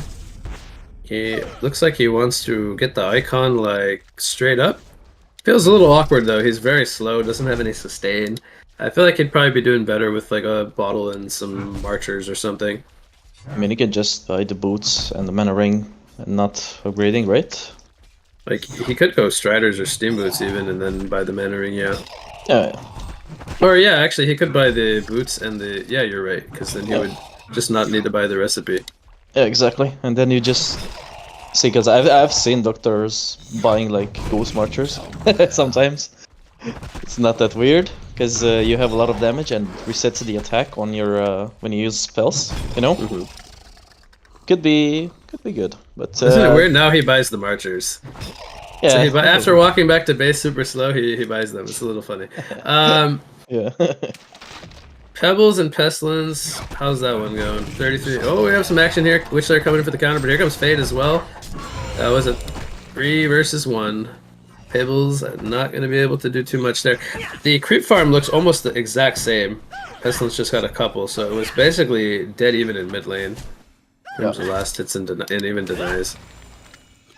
But this has kind of been the trend, at least so far in the series. Devil Gang has, like, they dedicate a lot of roaming early game, and they're sticking to that as well here. Now, granted, we haven't had the most kills happen just yet, but this game has been a little bit slower to start. Only 1-1 here. 6-minute rune. We're going to have a fight maybe top river. Ensington Nightfall is coming in. Kelfield on top. Here comes Pestilence. Pebbles goes down. So many heroes here for Devil Gang. This is 4 players up here. Only Witchslayer's not here. Andromeda takes a swarm. Bubbles decides not to chase. Didn't have mana for the Shell Surf. And he'll just deny himself once again. Neutrals have more kills this game than Junior does. Yeah. Yeah, that's two denies from the Andro. But, you know, it makes sense. Yeah, it makes sense, yeah. I like that. Respawn, he's already back alive, so he can port back up to top lane or something if he wants. Yeah, he doesn't have boots, he doesn't lose gold, so it's fine. Let's see, we got a Haste on Toffee here on the Pestilence. Yeah, if you're I think you like to play Kraken, right? Correct me if I'm wrong. I mean, yeah, sure. Yeah, this guy Toffee, he's a monster Kraken player. So if you want to, you know, improve some of your Kraken gameplay, download some of this guy's replays. Free tips here coming out from me to you. Yeah, I think you will not be disappointed. He's a very good Kraken player. So he's playing the Pestilence this game though. It's 1-0-1, 500 gold per minute. He's the top of the chart. And right behind him is the Doctor at 480, who has a mana ring picked up. And now he just needs the Beast Heart component before he can break the mana ring for the icon. I'm saying that in the medium camp, the guys on the SAE, they have the Endlore creep. You know where you spawn? The skeletons and stuff? Yeah, I hate this camp. It gives me nightmares. Top lane, they kill the Doctor here. Yep. This was a Kelp into Silver Bullet. I don't know if Witchslayer caught him initially. But good kill there on the Doctor, slowing down his icon timing. Doesn't lose any gold, of course, but not gaining gold while dead. Yeah, River, we have a kill here on the Fade. He gets bursted down. Couldn't get any... Or he actually had already used his spells. Hellbringer, or Pestilence now getting chucked in the air. Does end up dying to the DOT of Hellbringer's demonic wave. And he picks up a double tap. So that Malphus coming into play there. Big time. When Hellbringer is gonna get a staff, it's gonna be huge, I think, for Hellborn. I have a feeling like you're not losing any gold. You're gonna get it super fast. I mean, you know what I don't like about this Hellbringer skin? It doesn't look like a Balrog. Nope. Yeah. We got a Nightfall coming in, right on top of the Pebbles here. Double Joust comes in from the Bensington. Lines up 2 kills. Pestilence pushing forward with the flight. Fade is going to stun him, but Pesty gets the kill. And Devil Gang picks up a hat trick as a team. 3-for-0 swing. They're leading 6-3 now. Those were beautiful stuns by Witchslayer, Fade, and HoN, of course. Super good lined up stuns. I just have a lot of control, right? I mean, I'm looking at this lineup top to bottom. Yeah, That's a scary team, right? Like, if you don't have a shrunken head, Yeah, you're basically standing still for a long time if you get caught. That's how I'm seeing it. Yeah, bottom. Is he gonna go for Mage Bane? No, he just buys Steam Boots. But what I'm saying, like Mage Mid Bane. lane, double Spade Stun coming in. They go for the Enro, but the Masterpiece are coming in. Doctor's here now, flies in, gets the kill here on the Fade. Has an Icon, by the way, so he picks up his first Icon charge of the game. Pre 10-minute Icon timing. I'd love to see it. Already getting involved in the action. And this is where Junior could look to start to, you know, run the train. Get the charges flowing. Get Doctor kind of snowbally. Mage Bane eats a swarm and a couple of right clicks, putting in the pressure. Oh, are they gonna keep going? No. Doctor's popping a Veiled Rod here. Looks like they want to maybe bait the Mage Bane, perhaps, which they're getting jumped here. He burns everything on the Fade. Fade trying to get in range. He does use the call, gets a kill there on the Mage Bane, but they did get a counter kill on the Witch Slayer as Doctor gets a second Icon charge. Here comes some damage, though. Chuck onto the Pestilence. Thought he was going to maybe kill him. Pestilence does die in the background, and now Fade gets another 2-man stun, but he will fall. Doctor Repulsor now with 3 Icon charges, continuing the regen going forward. Pebbles activates the Haste Rune. No? Actually, maybe it wore off, or maybe I saw wrong there, but that will conclude the fight. And we have the score being tied, 7-7. This was a 6-3 lead just a moment ago. Yeah. But we're probably gonna see Pebbles VK soon enough. He misses like 20 gold, so it's probably gonna port, I assume, mid or bottom, but I would go bottom, maybe. Yeah, he's gonna naturally get it here. You get a little bit more gold per second. Yeah. So he ports bottom, yeah. He's gonna try to gank the Bensington here. Bensington's kind of sniffing out something doesn't feel right. Yeah, maybe it's the Hellbringer being mid, leading the wave that's kind of scaring him. Witch Slayer runs into Pebbles. A great reaction though on the Miniaturize. Throws out a Graveyard Stun. And Pebbles does have backup here, but here comes the backup from Devil Gang. Fade is scouting the way with the Reflection. They're gonna maybe get the quick kill onto the Andromeda. She's still alive. Pestilence comes in here with the stun, but here comes a stun from the Fade in the background. Do they have any follow-up spells? They did have to burn quite a bit onto the Andromeda, and it looks like they will only have to settle for that 1 kill on the support. Yeah. What is Doctor going? We see a Steam Staff on him, so it's probably gonna be a Hellflower, right? But first, you know what he gets before that? What? Oh, wait, hold on. Bubbles gets a kill field here on the Pebbles. They're trying to mass TP in. Nightfall did come to secure the kill as Colic gets that one. Swap onto the Bubbles. Does line up the stun. Take cover was on cooldown, already used. Stun in the background from Witch Slayer, lining up the background. Takes out the Hellbringer. Didn't have Malthus for 25 more seconds. And they also clean up the Mage Bane. This was a massive overcommitment here from Juniors. They got picked off 1 by 1. They end up losing 4 players in total and only getting the bubble skill there. So once again, Devil Gang regaining the momentum here.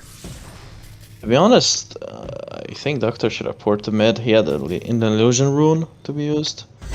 Okay. They could have fought, I think. I think they lost like 4 players just for nothing.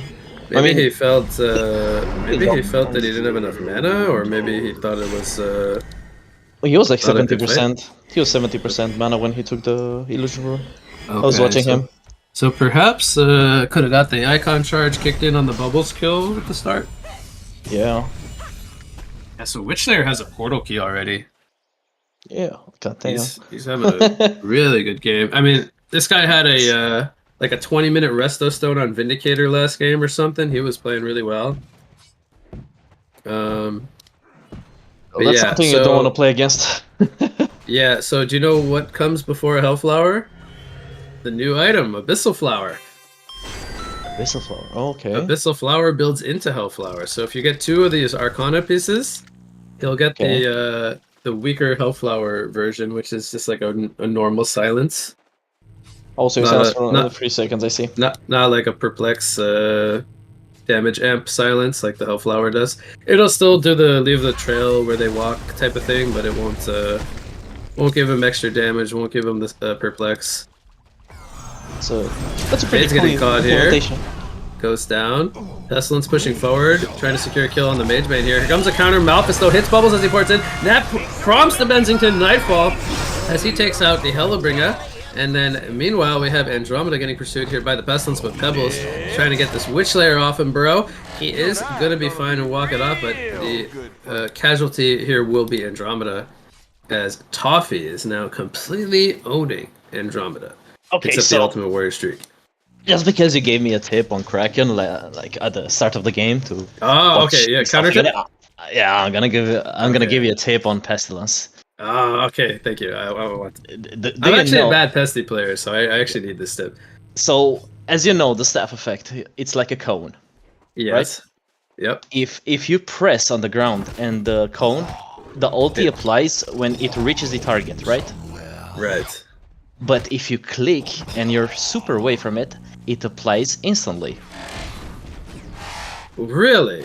Yes. So even if it doesn't like impact you or reach you, you'll still get hit by the storm? Yes. Oh yes. my god! I never knew that. This is actually a it's a really good tip against like because I know it, but you won't damage him. That's the thing. It only applies the effect of the minus armor. Okay, but if they're like, let's say they're still in the cone radius and then they eventually get hit, then they still get the damage, right? Yeah. Okay. Faye getting jumped here by Doctor. I don't know if he was spotted on like Rev or something. I don't see any in the area, so maybe his reflection wore off. But he gives a icon charge over to the Doctor, who's now on back onto 4. That is a really good tip. So any Pestilence enjoyers out there listening, make sure to take note here from Nede, who is more of a Pestilence expert than I could ever be. Mostly because my Bash RNG is so bad that I just refuse to become a Pestilence player. I believe you. I was going to tell you like a little mini trick, although I shouldn't be giving any tips about this hero. It's like the Gore has like a, 1.5 second cooldown? So when you should like auto attack, move, wait for it to be back up, and like chain your auto attacks to where like it procs the gives you the chance to proc the Gores more often. Yeah, I know that. But you know, if you're Toffee here and you don't need to do that, you just run in and smack stuff and pick up some kills with your team because they just picked off the Andromeda and the Mage Bane while we were talking about that. So that was good rotations in from them. Bensington didn't need to join. He still got Nightfall, and he finishes his Hyper Crown. So he's feeling pretty comfortable here at 616 gold per minute. So I was thinking about if this is casual mode and you're more into fighting, right? You don't farm it much, but I know it makes sense to go Hyper Crown on Bensington because you have the Pierce magic through. But what do you think about the Nullifier? Did they change it? Bottom, hold that thought, as we have initiation here, and they light it up beautifully. The fade into Bensington, follow up. They're gonna take out the Doctor. Andro wasn't really. She didn't have swap actually, so even if she was there, don't know if it would have mattered. But yeah, back to your comment here. Yeah, I was thinking about, is the Nullifier still like a little bit nerfed from the last time, or did they buff it or something? It got buffed in this patch, but is your question about how much it got buffed, or? Yeah. Because maybe to my knowledge, it's not as strong as the old Nullifier, but once you ramp it up, it's pretty strong. I believe it mana burns like 90 per hit once it's fully charged. There's like a charge system now. If you attack people within a certain time frame, you start to burn more and more mana per hit. I see. So I was thinking about maybe Bensington could have went for the Nullifier instead of the. Oh, I got you. Yeah, I think the Nullifier would make a lot of sense this game. Because they're playing versus Hellbringer. Yeah. Maybe after his Shrunken, because they're not only that, but burning mana off Doctor and Mage Bane even. Like these are some heroes you would love to mana drain. I mean, you don't farm that hard, but I mean, in this type of casual games, you just want to kill, right? Yeah. He might also maybe want to go for the Oblivion Hammer as well this game. It could be another route to go. Maybe a Geobane into Oblivion Hammer. Could be another potential build if he doesn't want to go for the Nullifier. Yeah. I'm gonna smoked up here, gonna place a ward. You love to see the Veiled Rot used to ward, which is one Yeah, of the yeah. newer mechanics from not this patch, but the last one before that, I believe. Yes, yeah. So they actually spot all of Devil Gang here, rotating into the bot lane, minus the Fade, who was scouting the way with Reflection. Looks like she will be going for a Codex, so she wants some more burst presence. And already Devil Gang up to a 10,000 gold and 12,000 experience lead. They were in a very comfortable lead in the last game as well, so they've continued to show that they are the controller of the early and mid game, and they have the lineup to do that as well. So they're playing their lineup very well here. We're gonna have a jump here on the Pestilence. Bensington Nightfall in the background as Fade was scouting the Hellbringer, so they took out one of the big team fighters right away.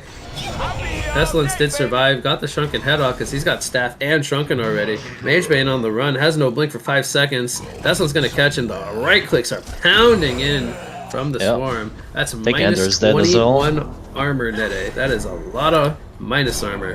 Andrew goes down to the double damage Bubbles. And surprisingly, we actually see Bubbles picking up a portal key here because normally we see the Grimoire power on the Bubbles.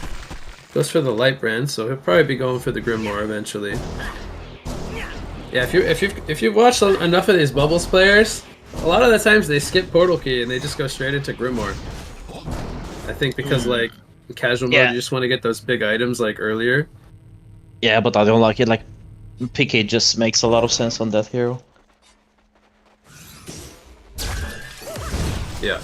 I mean, you're actually just suicide, but as you saw him, like he did a really good job on the top lane versus Andrew and Doctor. But yeah, going Grimoire is not that bad since you have like a lot of initiation from Pestilence, from Bensington, Witchslayer. Like, you literally have like you could argue he doesn't. You could argue he doesn't need a PK, and same with the Pestilence. He's got built-in flight to kind of get himself in position most of the time. He might still go for the portal key next, but hasn't needed it thus far. And yeah, when you have supports like Witchslayer and Fade who can set up kills, makes your job a lot easier as the core, who can just build into damage. We have a Rev Ward down here. They're gonna spot the Fade. He does get jumped here. Pops his Shadow Walk. Still alive, by the way. I don't know how he managed to survive this. Probably disjointed the Comet Stun, but did get hit by the Pebbles combo. And Magebane actually escaped as well, but they didn't get any kills. They lost Andro and Pebbles, who initially started on the Fade, who was in Reflection, so kind of awkward that ended up working like that. Meanwhile, Doctor pushes the top tower, does get his Shrunken head picked up, still sitting on the 1 Arcana piece. Hellbringer, by the way, finished his staff, and he's level 11, so that is going to mean some more Malphus stuns, and an extra non-Balrog, because this is the wrong Hellbringer skin, unfortunately. I'm a bit sad about that. But does Bubbles get this tower for free? Looks like he does. Yep. And he's gonna have enough gold for Grimoire now if he wants to right-click it. He's got 3,300 gold. Yeah. Pestilence picks up a portal key. Bensington, it looks like he'll be going the more traditional route of probably a Geometer's Bane as he picks up a Firebrand. I really like Bubbles as a hero. It's super slippery hero, and he can do a lot of it. You should play casual mode on SEA. You can first pick Bubbles every game. I mean, they do it, so why not? Yeah. Kongor being worked on here by Devil Gang. This would mean a token of life over to the Bensington. Probably see him drop the power supply for that.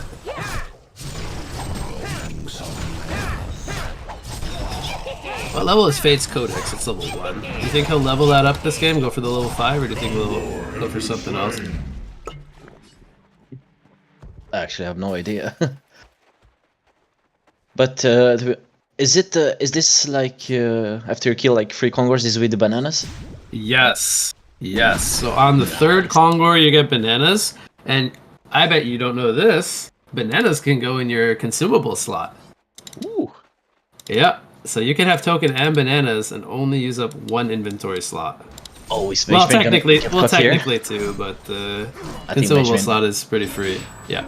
Miniaturize comes out from Witchslayer. This is just, well, not too much to say, really. That was just a good gank attempt there.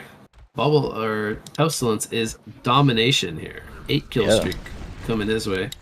So I don't know if you remember like old games with Doctor when you have like bananas, you fly and you use the bananas mid-flight. I don't think you can use the items anymore though. Yeah, With the new self perplex. He jumps here on the fade, jumps all the way from top lane. Here comes a stun from Pebbles to stop the TP. Doctor will probably be pretty happy with that. Gets a third icon charge back. He hasn't really, even though he had that really early icon timing, he couldn't get the snowball going the way he wanted to. I think he had a max 4 charges. Yeah. I think it's just because his team was dying.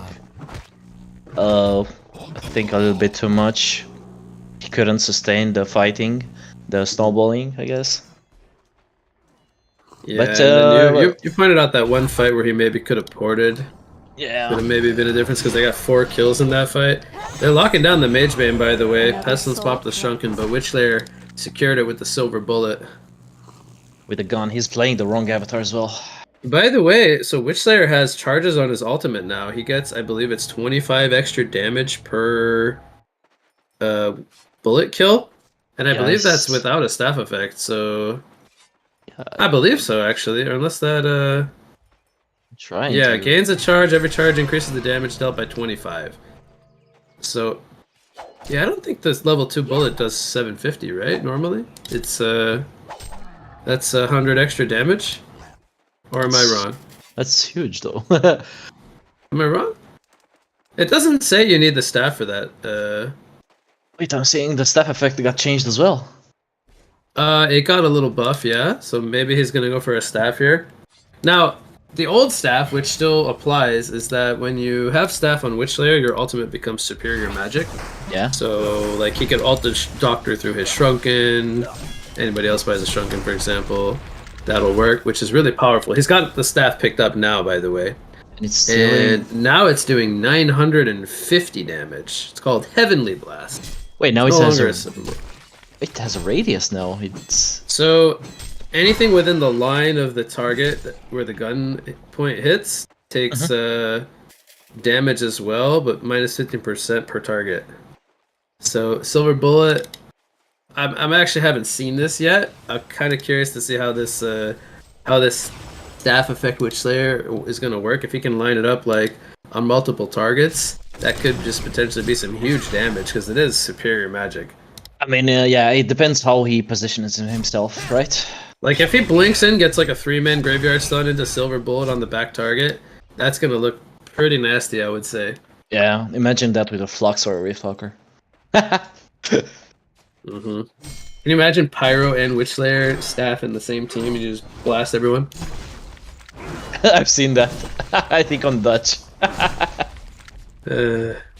I've seen they were killing somebody with their ulti and pyro ulti. Yeah, but now you got to throw in a Witchlayer line bullet into that equation. Yeah. Maybe the Mage Bane will pop barbed in time and Witchlayer will self-destruct. Who knows? But yeah, I want to see how this ultimate goes up because when he gets it to level 3, it should do 1150. Yeah, I don't think the barbed armor is gonna make sense here. I think he should have went like barrier. Oh, look at this. Fade is in the base, but they have a Rev Ward in the trees, and Fade actually walked over it. That is actually so unfortunate for Fade. I don't know if he's done this already before, which kind of prompted, but you can even see in the right side of the map, like, they are prepared, man. Junior is on top of their Rev Ward game. They got Rev Wards on each corner of the base, trying to spot Fade, walking through, trying to be sneaky. So that is like good heads up play. They give another icon charge over to Doctor. He's got the new item Abyssal Flower, and he needs the Arcana plus the recipe for Hellflower. Swap comes out from Andromeda, saves the Mage Bane, but it does mean she will have to pay for it with her life. So darn you, Mage Bane, you cost me my life, says Andro, but well, such is the life of Andromeda sometimes. Yeah. They have a pretty tough game, I think, on Hellbra's side. Well, I'm going to keep my mouth shut and say, do not concede, Junior. Do not concede. Anything's possible. I'm your cheerleader now. I've seen it happen, so I'm a believer. And if you don't know what I mean, again, watch game number 1. You'll know exactly what I mean. I don't want to spoil it for you, but if I haven't already. Yeah, you said like a 30k gold advantage, and they lost. Yeah. By the way, what's the largest comeback you've ever seen in HoN? I think around that. I think it was Really? like the Zimbabwe game. I think it was a tournament. I don't know if you remember it.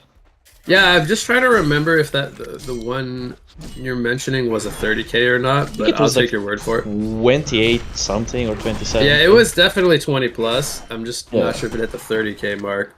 Yeah, it was like approximately. But either way, I mean, coming back from over 20k to me will always be like a huge comeback. I think I've done it once, probably not 30k, but almost 20k. Yeah, I've done it. In TMM though. I think in tournament. You gotta remember, really man, hard. it doesn't matter sometimes what items everybody has. It just matters whether or not the tree or the shrine fall first. Yep. And that is the name of the game sometimes. So Doctor did finish the Hellflower. He's got finally some damage assistance, because let's be frank, his build has been, you know, pretty passive, which is normal for a Doctor to go Icon and Shrunken.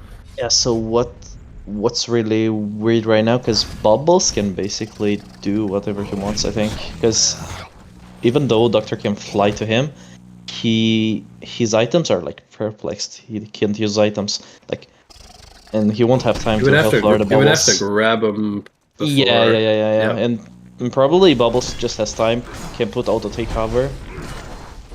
I think Bubbles is gonna be the first time to Hellflower him, so yeah, I don't think. That's why we're not seeing Doctor trying to go for Bubbles, even though he's like, he keeps farming for like 5 minutes top. He's just pushing.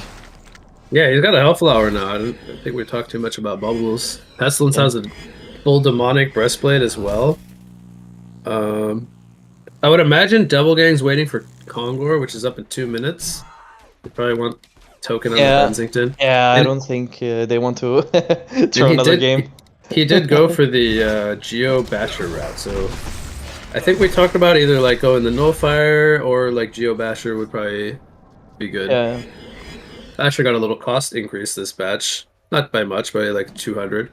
We'll see if maybe he goes for Wingbow now and then later the Oblivion Hammer to round off his items. Yeah, I'll go Wingbow probably. It's more damage than the Oblivion Hammer. Man, I really want to see this Witchlayer bullet. I'm probably gonna like miss it in the midst of the team fight, everything happening, but I'm locking camera, I don't care. Yeah, you have one goal next fight is you have to watch Witchlayer. I have to focus on everything else. And I will do my best, of course. As Pebbles picks up a Spell Shards 1, I think he's had that for a while. And the Shrunken. He has 2,600 gold. Is there an item you think he should be looking to go for next? Maybe the staff, maybe? I mean, kind of leads you into it a bit.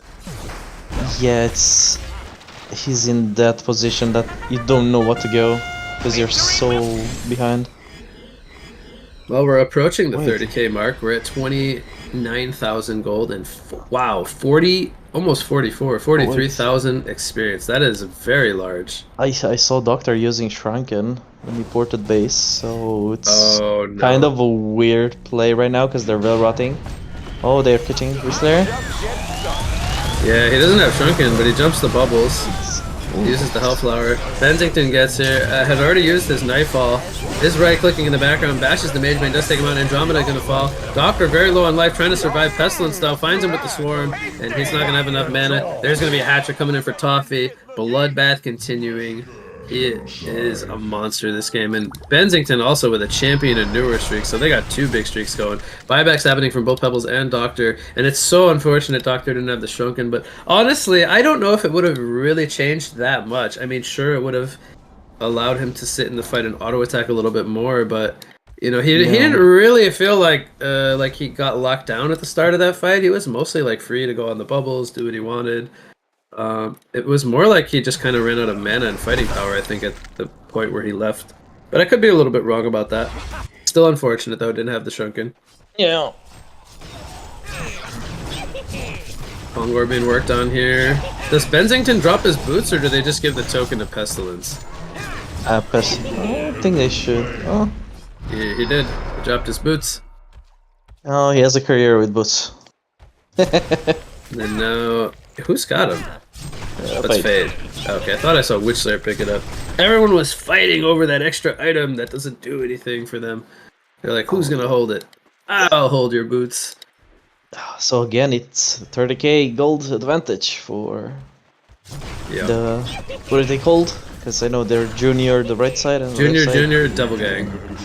Okay. Swap here on the Pebbles, trying to save his life. Mageman jumps in, gets a mana rift up on the Witchslayer, takes him out, but Mageman just gets melted here. So much minus armor and right click presence. Fade body blocking Pestilence there for a little bit. But Benzington, he's got one job. Take out the Rex and get this game out of here and move on to game 3, because Double Gang's trying to force game 3 if they're able to finish this one out. They're definitely probably still a little haunted by game number 1, but you know, perhaps with this win under their belt, they can put it past them and you know, move on to basically just evening up the series into like a brand new best of 1, so to speak. Yeah, here is not after you take the Kongor, you don't have the tower damage amplifier, right? I don't think so. I haven't seen it. You mean where the towers are harder to kill? Is that what you were saying? No. When you kill the Kongor, you have like... Oh, yeah, you only get a token on this map. They don't get buffs, they don't get Kongor Slayer or Decimator to help Siege as well, so a bit different, yeah. Fade picks up a barrier idol, only kept the Codex level 1. Benzington has the Oblivion Hammer now. Look at him go, man. He's bashing Magebane from, what is it, like 650 range? 750, 725 range? Jumps in on the Pebbles here. Barbed Armor's applied, changes targets. Trying to figure out who he wants to go on. Gets swapped in. Still has token, by the way. They don't really want to focus him, you can kind of tell. Meanwhile, in the background, Bubbles and Pestilence jump in. Trunkens are activated by everyone. Doctor flies around. Ends up having to get out. They still don't bring down the Benzington as they're trying to avoid killing him with the token, but... and there's just too much of a lead. And they can't really bring down these Legion heroes quick enough for it to matter. Hellbringer, I think, didn't get his Malphus off. And that one is going to do it. Prompted at a CC vote, so Devil Gang. Despite that game number 1 not going their way, they will take game 2 here. Very decisive once again and forcing a game number 3. So what'd you think there, Nede, from what you saw in game number 2? Final thoughts? It was really hard for the Hellborn team. I think Magebane didn't do anything that game. I think Legion just shut down the bottom lane so good, and Bubbles won super. I mean, he just did a really good job on Bubbles top lane. I think that was a decisive game, to be honest. Because you see, yeah. Yeah, no, that's fair. It looks like Double Gang definitely doing very well early and mid game. They just ride that momentum throughout the match, and they did that in game number 1 as well. So continuing the trend there, close that one out, and then we will be going to a quick break here before we get game number 3 ready to go. So stay tuned, everyone. We're gonna see who's gonna be the winner of the winner bracket finals here after we come back from a break and cover one more game. Stay tuned.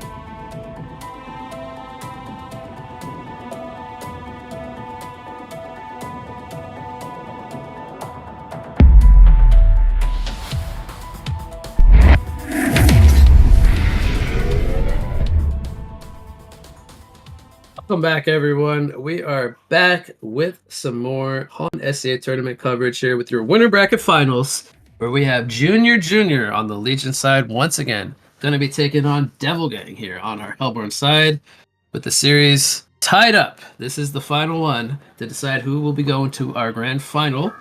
I am once again your main shoutcaster, going to be What You Got, and I'm rejoined here from our last one. Going to be joined by Nede here. Thanks for joining me for another one. You excited for this one? Yeah, I'm really excited. We've seen kind of good game stomp by Devil Gang, or what are they called? You can call him DV if you want. JRDV, yeah, if that's easier for you. Yeah, I think they're actually called Devil Gang. Yeah, I've seen them really good game by them. Let's hope Junior can come back from that game. Mm-hmm. Because they had a really tough game, but we'll see.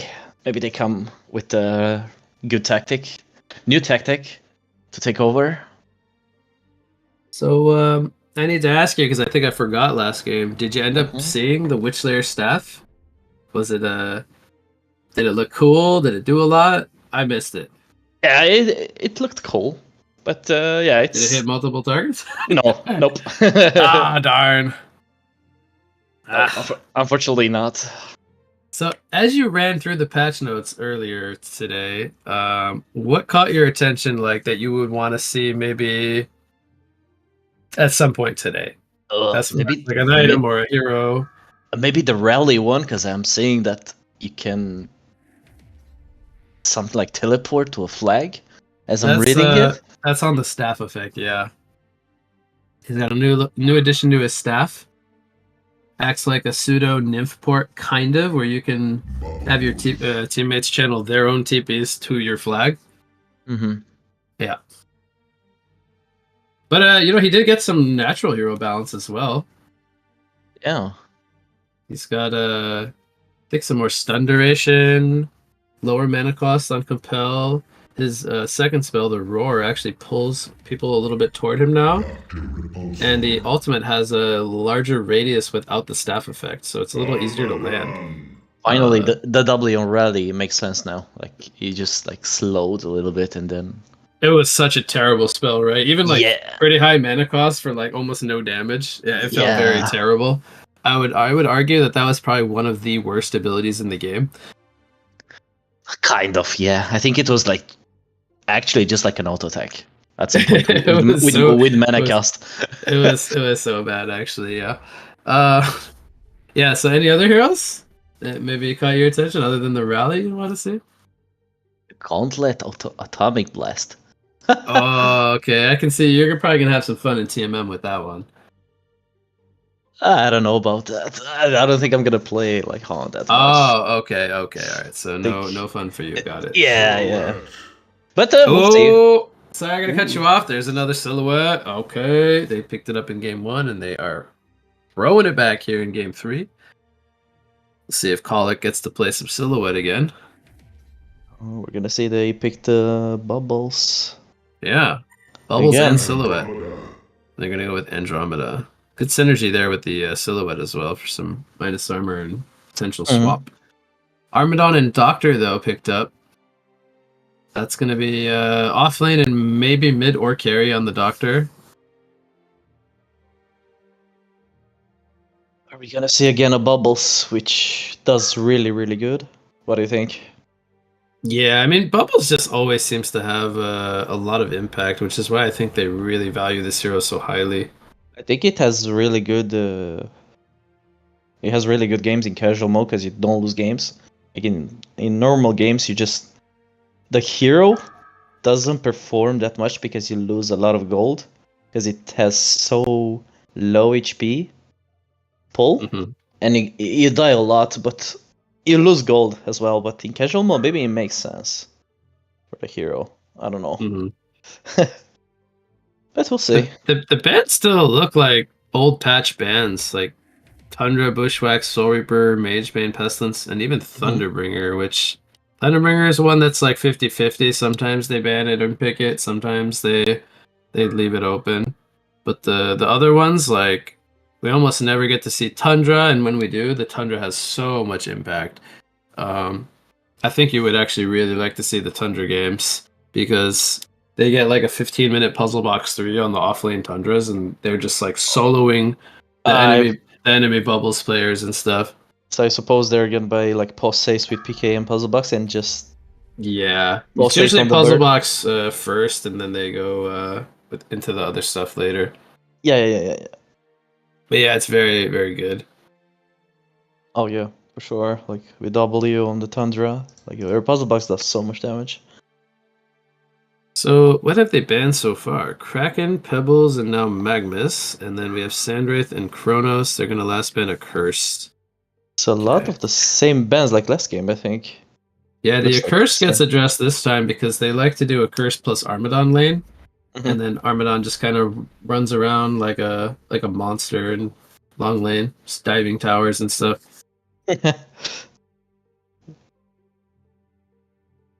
So what's Junior gonna pick up here is the question. They kind of lack disables. They want the silence to maybe follow up the Doctor jump. Doctor can just freely initiate, Yeah. and then maybe pick off the bubbles or even the silhouette, and then prevent the Endro swap at the same time. So I think the Vindicator actually makes a lot of sense. Yeah. He got some. I was talking about this in game number 1 where we saw the Vindicator. He got some buffs to Yeah. some of his spells. You could go check those out if you haven't already. Mhm. Some little micro buffs. Yeah, what I would like to see from Hellborn's side right now, get some like CC control for the Doctor. I think they don't have that much right now. Mm-hmm. It's only like Bubble salty, but he can just fly away. Oh, is the GMS and Bramble? Yeah, Bramble makes a lot of sense Bramble here. is actually very good against Doctor, and Yeah. they pick up the Geo, which they love to run Geo Bubbles combo. I say this like every cast, so people are probably tired of hearing me say this, but it's because they have both green hero portraits. That's why they synergize so well together. Oh, and Jeremiah. Nah, but they're most likely gonna go dual offlane, and then or maybe they will actually do Bramble Geomancer offlane as well. And if Toffee's playing the bubbles, maybe he'll take it mid lane. But Yeah, Jeremiah, the last pick as well for Legion. Yeah, go ahead. Yeah, I would like to see like the Silhouette and Andrew top, and yeah, Bramble in Geo is such a great lane, I think. Let's get it on. They're both pretty hard to kill, I guess. Yeah. Yeah, and they're going up against what's probably going to be a Bensington carry with a Vindicator. And then I guess Jeremiah's second support long lane with the Armadon just to kind of backline him to make him semi-unkillable. And Doctor will go mid lane this game, so it's going to be Apex playing the Doctor instead of Arex Sander. So I forgot to do the sync last game. Let's go ahead and do it here. I'm going to start at 1 minute. 59, 58, 57, 56, 5, 4, 3, 2, Yeah, I'm 1, synced. 50. Okay, we're good. All right, we're all good. Awesome. So, laning stage, I think it's going to be mostly what we anticipated. Bramble Geomancer against Bensington Vindicator. What do you think about this bottom lane? 2v2. I think... Let's see, so it's Bramble, Geo versus Vindicator and Bensington. I tend to favor the Bramble and the GeoMaster lane, to be honest. Okay. So I the think... Vindy doesn't have like a follow-up disable. Yeah, I think if they just go for like Vindicator, they could probably kill him. It depends on the positioning of Geomancer, to be honest. Yeah, so even if, like, let's say the Geo can stun the Vindy, even if the book comes out, he could still get Spore stunned. Yeah. Because Bramble can still walk at him. So, the Vindy is probably the most vulnerable one down here. The Geo is actually, I would say, fairly tanky early game to die to, like, a Bensington. Nice D-ward coming in here, though. They're going to actually block the hard camp, but simultaneously find the ward that was blocking the pull camp. That's a really good counter ward coming in from Vindy. And the one up in the top lane is still being blocked, which is the hard camp. Armanon eats a stun here. Gets charmed by the Jerizaya, but that doesn't do anything because he still keeps the stun on him. You'd almost rather see the inner light be used for the heal, but it is what it is. Yeah, I say bottom lane Vindicator, you already used the health pot. As well as top lane, so we're not seeing any health pots on the Legion team on the lane. But yeah, as you were saying, Jerizaya charm doesn't make really sense here. I think it makes sense only if you like charm B for the Andrew stun while it's me there. Yeah, exactly, if it blocks it. Yeah. So how do you think this matchup of Doctor versus Bubbles will go? Oof. Keep in mind that, you know, they should both hit level 6 at the same time. If you're talking about that, I think it favors a little bit the Doctor, I would say. Bubbles is winning so far. Yeah, it's 9-2 against 5-1. So Toffee's having a good time here so far. Yeah, if it's like really straight like the same kills, same crit kills and stuff, I think it favors a little bit the Doctor because you can't auto take cover the Q right from Doctor. I don't think so. Yeah. I think the moment you walk into it, you take the damage. Yeah, the bottle is here for Bubbles, and Doctor needs, I think, 2 more creep kills. But yeah, normally top lane, we could have maybe some action here. Charm comes up, blocks the grapple stun. Meanwhile, Andromeda and Armadon are going at it. Silhouette's probably going to walk down the Jerizaya. This will be Bloodlust. And then Andro throws out a stun. Bubbles comes in from the top river where he was getting the Merrick's rune, and they actually snipe out a second kill. So this will give a little farm over to Doctor, but they get 2 kills. Double Gang is first on the board. I think it's super worth it for Bubbles. Meanwhile, bot lane Vindicator dies to Benzington. Or, sorry, to Geomancer. That would be a little awkward if he died to Benzington. No, I don't know if you saw, he was sleeping. He was BMing. Okay, Geomancer denies himself to the newt so he can get back to base. Straight up slept in front of Benzington. And who's that? Andro denies herself over to the... So yeah, as I anticipated, like they just killed the Vindicator on bot lane. And what is that avatar on Bramble? There's been some new skins into the game. That looks like a trash something. I forget what it's called. You got me thinking now. I want to check it out. It's called Samara Bramble. I don't know what that means, but trying to figure out. I'm sure somebody will be upset with me for not knowing what that is, but... Same mid lane, Jerizaya is close there, but as well as Geomancer.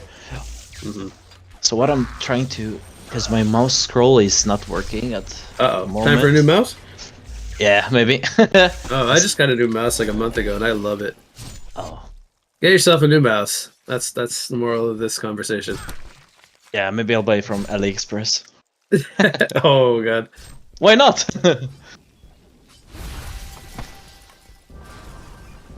Yeah, sure. Let's do a pause here really fast. So I'm gonna...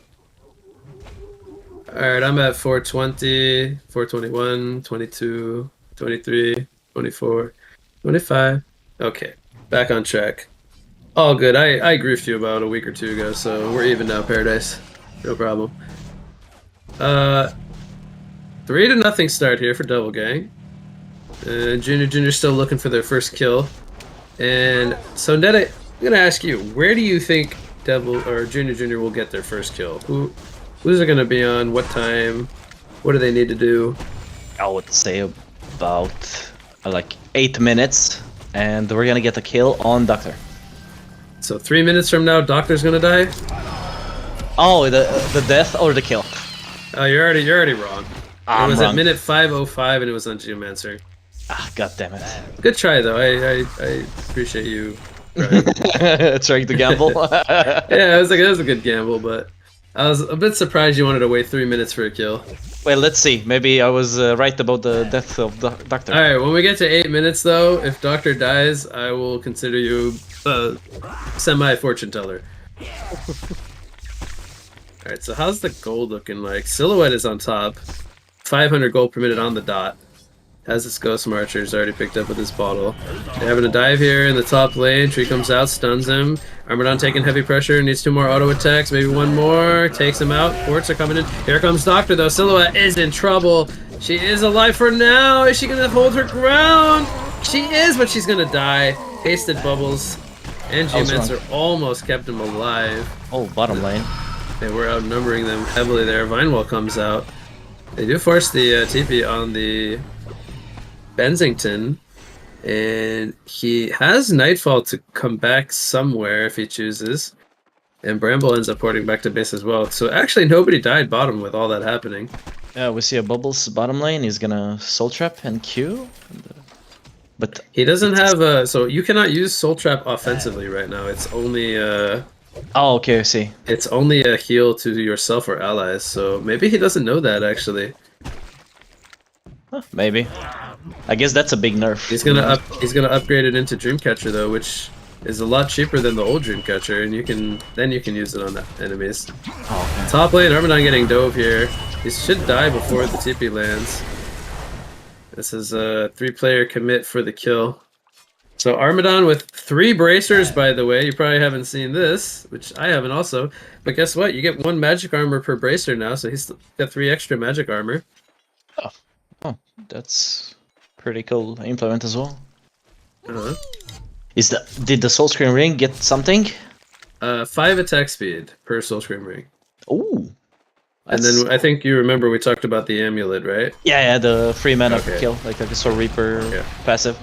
Yeah, so Jerizaiah puts a charm out on himself, dodges the Geomancer stun. They might still dive him though. He does land the Shell Serp, but here comes a counter Vindicator Silence. Doctor's here. Well, is it enough for a kill? Here comes the Nightfall from Arex, and he picks up a double tap. They executed that bait flawlessly with the Jerizaiah. Good counter coming in from the team support, starting it off with the final chapter into the remaining stuff there. I wanted to say, like, I was thinking about what Jersey is doing this game, so I guess that's baiting. Yeah, his impact hasn't felt that high right now, right? And, Yeah. so you and I are probably more used to seeing this core style of Jerizaiah, right? We don't usually see support Jerizaiah, but it's very, it's more common here to see like position 5, and I guess in this case position 4 Jerizaiah. So what do you think about the Ghost Marchers, Bensington? Personally, I'm not a fan. I think the hero is just too squishy to run this build. I fully agree with that. Oh, they're gonna bait. Here comes a Vine Wall. He's got a haste rune though. Gets Charm. He's alive for now. Gets the stun on the Geomancer. Not enough for a burst. And Bubbles comes in with a silence. They take out the Jerizaiah. Bensington just running around the tower. They're trying to get the catcher on the Bubbles though. Has a Dreamcatcher though. Has a little bit of tankiness to him. Is gonna get swapped away. Andromeda stays alive. Joust! No, is gonna miss. They tries to take him out with the Lance Along, and Bubbles with the Dreamcatcher on himself is just too durable. But more importantly, the swap though saved his life. Yeah, so I think what went wrong for Legion is that Bensington chose to stun the Geomancer, which actually escaped. He's still there. Right now he's tipping out. Yeah. He didn't go for the bubbles. Like that was a little bit awkward because you actually need to go for like the core heroes, not the support hero. I think that's what made them lose the fight. I think because they actually Bubbles did so much there. Yeah.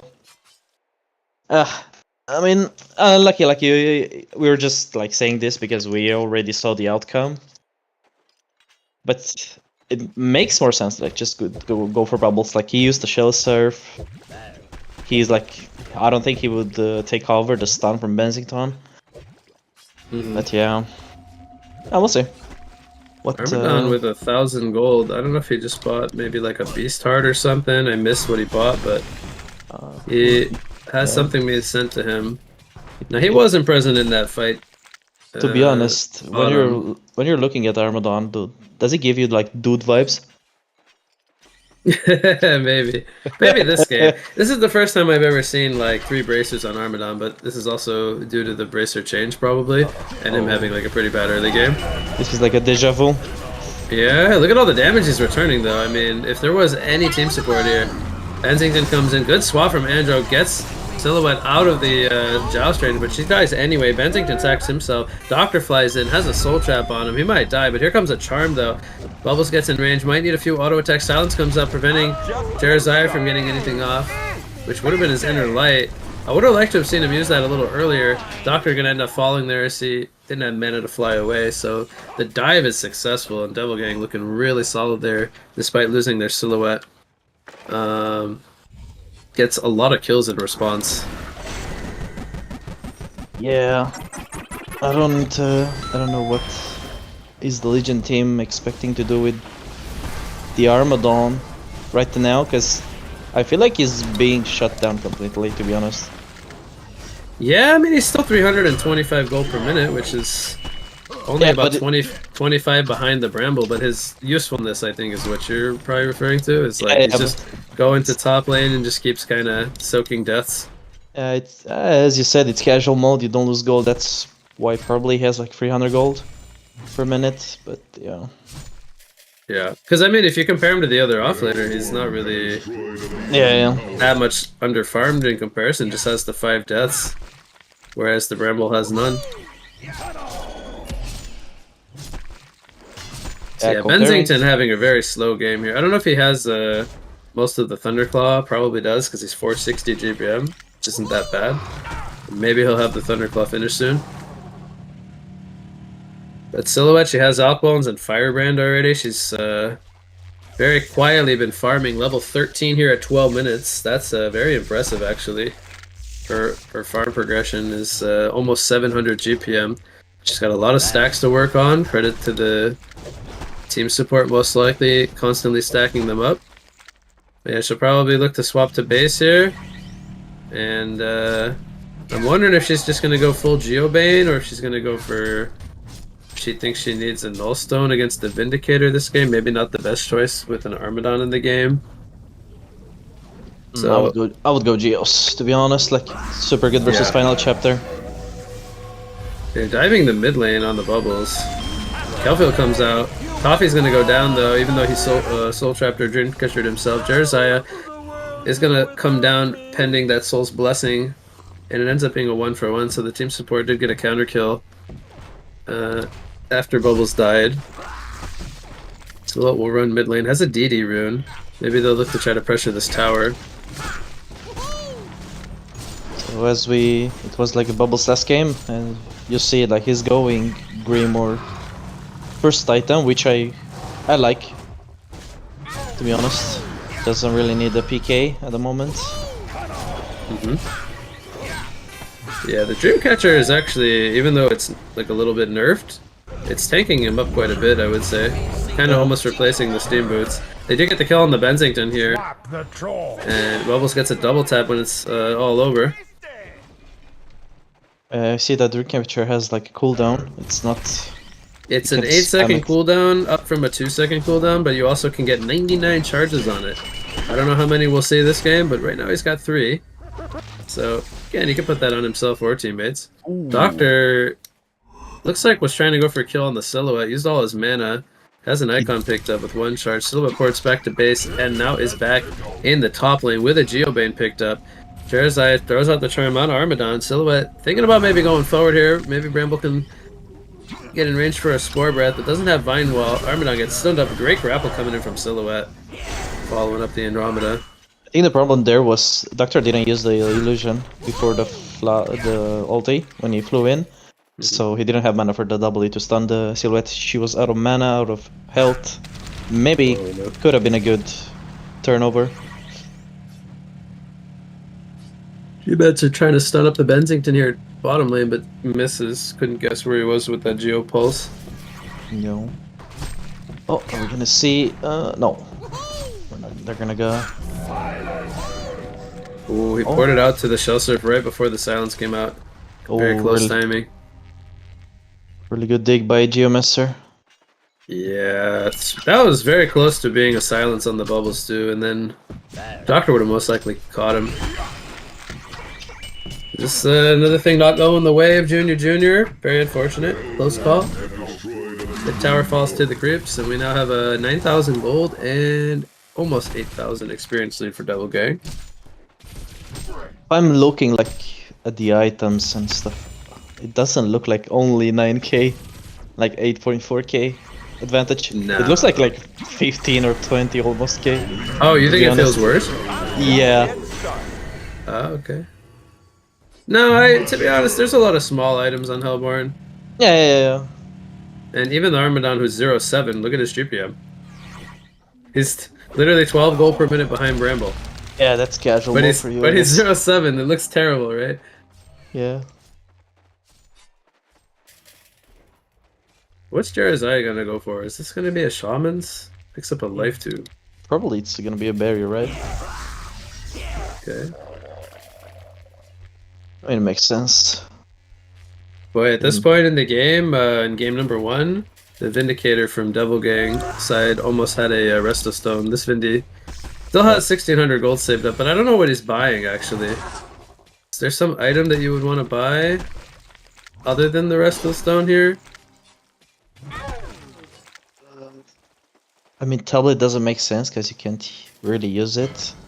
I've seen Vindicators buy Portal Key before, but I don't know. First item Portal Key on Vindicator does not feel that great. You can blink and get in range to throw down a book, but that just doesn't feel that useful because it doesn't deal damage. It's probably gonna buy like Sustainer or Arcana, right?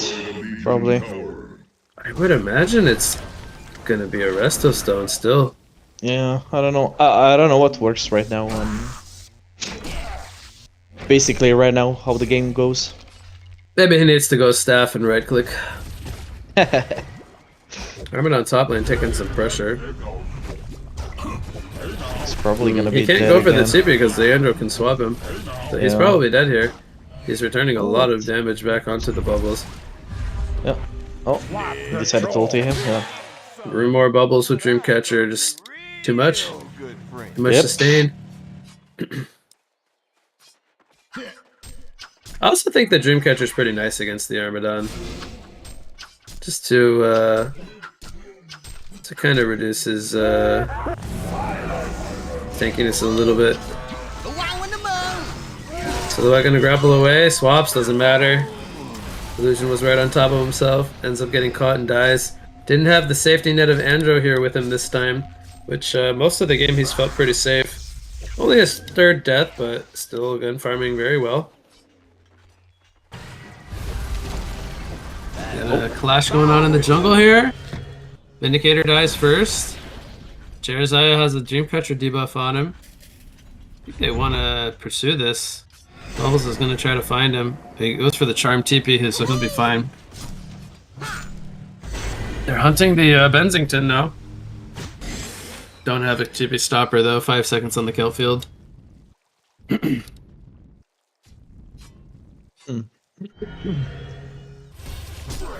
Yeah, it looks like Doctor sold his icon. Just kidding. He put it in his stash. It's regenning fountain. Regenning at the fountain, trying to do a little cheeky regen, but top lane. They're gonna take out Armadon again. Going for more. So for more you full? said you said this gave you Dude vibes. Would Dude be 09? Is that what you meant? Maybe. Ah, okay. Just wanted to clarify. By the way, Vader did go for a portal key, so I did sort of predict that, but I don't really like it. I don't know how you feel about the portal key Vindicator. I mean, it's really good for positioning, probably because he has to stay really a little bit behind. So, but I think he can actually make counter plays for the bubbles, I guess, with the PK. If he goes in, like. But right now, comes in on the on the Armadon, and he dies very quickly. Wow, that's a lot of 1,000 damage. gold on Armadon. Soul's Blessing comes out on Jeremiah. It's not gonna matter. He falls. Devil Gang is clicking right now. They get the tower as well. They might go for a Rax push here with 2 dead. Wait, wasn't the Jeremiah doubly like unpurgeable, or was it only the ulti? It's only the ultimate. Oh, the ultimate, The okay. charm is still purgeable. Oh, okay. Silhouette did go for Nullstone, by the way. Went for Nullstone after the Geos. Another defensive item, more so. He still isn't really dealing the most damage, but it's still 17% on the chart. So. Oh. Armadon is on 17%. Yeah, I mean that's what I mean. Like, he's so strong in casual mode. That's why they pick him up so early in the drafts. But it's probably the return damage when they're killing him. yeah, like he's definitely having impact, I would say, but it's just not Enough. It's not the impact you would like. Like, you don't want a 0-10 offlaner, but he's got farm. He just hasn't been able to translate it into kills. Oh, that was so close with the tree grapple. I missed it. Oof. Yeah, they were trying to kill bottom lane. Versatility is right now. Bensington. Shrunk gonna pop by Doctor. He's gonna jump the bubbles here. Toffee could be in some trouble. Here comes a swap though. Swaps the Doctor away. Doctor comes back in. Doesn't have any mana. Gets stunned by the Crystal Field now, and Andrew's gonna fall first. Doctor Repulsor on the high ground fighting the bubbles. He's most likely gonna fall here. Meanwhile, the fight is continuing here. Bensington needs to just away. And Armadon, I don't know where he's going. He's going into the tower, man. He's like lost, in my opinion. I think he could have ran. I think he could have ran up through the tree line and tried to go for a TP, or maybe he didn't have one. That looked like a TMM play. I'm not gonna be. So he's got 3,000 gold. What should he buy now? To just go like. I mean, at this point, maybe? he should go like either staff or maybe heart. I don't know. Probably demonic. Staff, heart, demonic, maybe. Something like that. Yeah. I would say staff maybe into demonic would be pretty good. Nullify some of this still damage. Yeah. Hasted bubbles here. Wants to go for the Vindicator. Toffee's feeling it, man. Yeah. On Savage sick. 640 GPM, 11 and 2. He's got his Grimoire PK. Needs he's got 2,400 gold saved up. Yeah, if I'm not mistaken, if I'm not mistaken, he was playing bubbles last game as well, right? Or no, he was Pestilence. My bad. I think it was Apex from Junior was. Oh yeah, you're right. Oh, okay. Yeah, he was Kraken and then Pebbles, I think. No, I don't remember. I think Toffee was Pestilence. Oh right, maybe he was. Yeah, they were on Legion last game, right? So he was. Yes. I think he was Pestilence, yeah. And Bubbles was played by SRP, I think. Look, it's down. They're gonna try to reset. Armadon's in the fray though. He runs up. I think, he is. He's how the kids say nowadays. He is inting. Yeah, I think he went the wrong way. He's inting pretty hard, and he's also hoarding all his gold. I would like to see him get rid of a bracer for a glowstone. It's probably better, right? Yeah, sure. And then just start working toward the staff. Silhouette's going for Wingbow here. She's going for the big item. Big damage coming in on the Benzi, but can't really control him in place.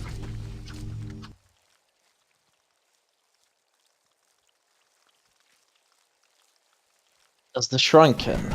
So let's say like Silhouette attacks you like 5-6 times. And you have like 6 charges of Relentless Salve on you. Does the Shrunken reset that?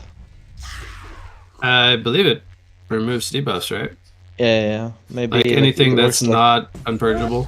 It was like Armadon, like he spine bursts you like a couple of times, you have the debuff. Yeah, it says it dispels debuffs, so it should remove the stacks, and then you'll start getting them again. Yeah.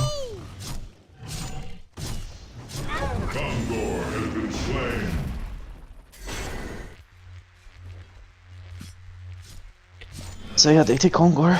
Bensington's about to finish Geos. I think he needs the recipe. Saw him by a Blessed Orb earlier.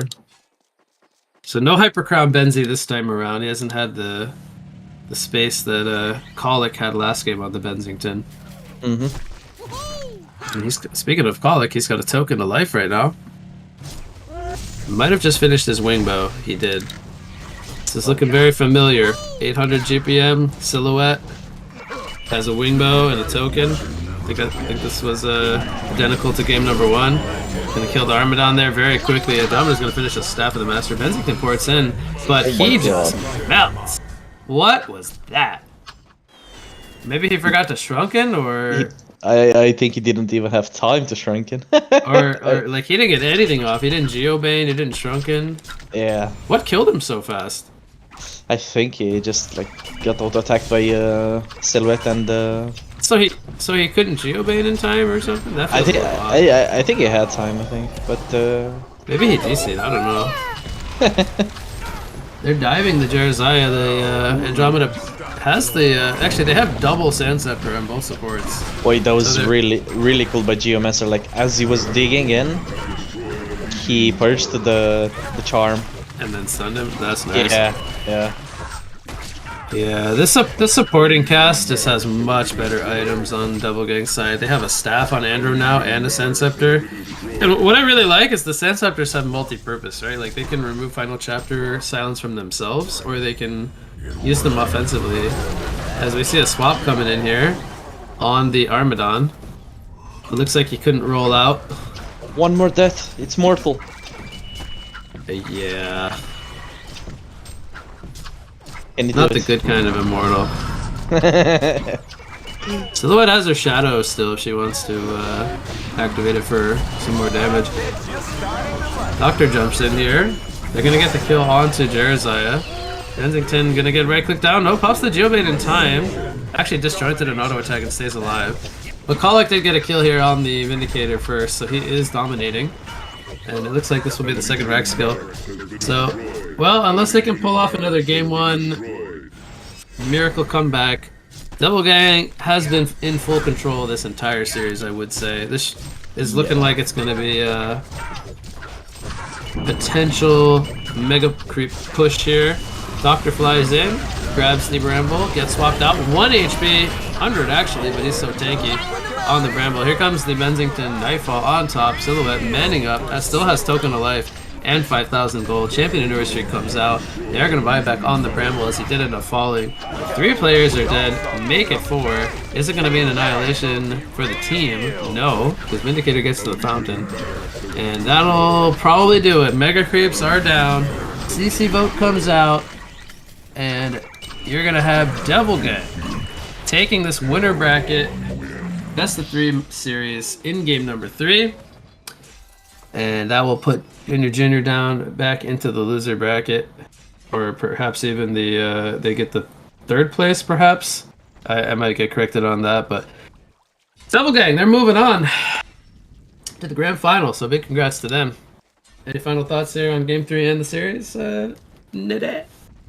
I think it was a lot like the second game, I think. They just got stomped on the lanes. It was exactly Armadon and Magebane. To be fair. I think it had a little bit more impact on Magebane, but on this Armadon game I think it just didn't do anything. On the whole game it just kept dying. And again the Bubbles has a really good game. Took over the game, to be honest. Yeah, Toppy having a pretty good series overall. Yeah. Doing very well in the Bubbles there in game number 3. Alright, so that will conclude our coverage of the winner bracket side. But we're not done for today. We will take a break and come back shortly. And we will get the loser bracket finals going for you guys. So stay tuned. We'll be right back with another series after a short break.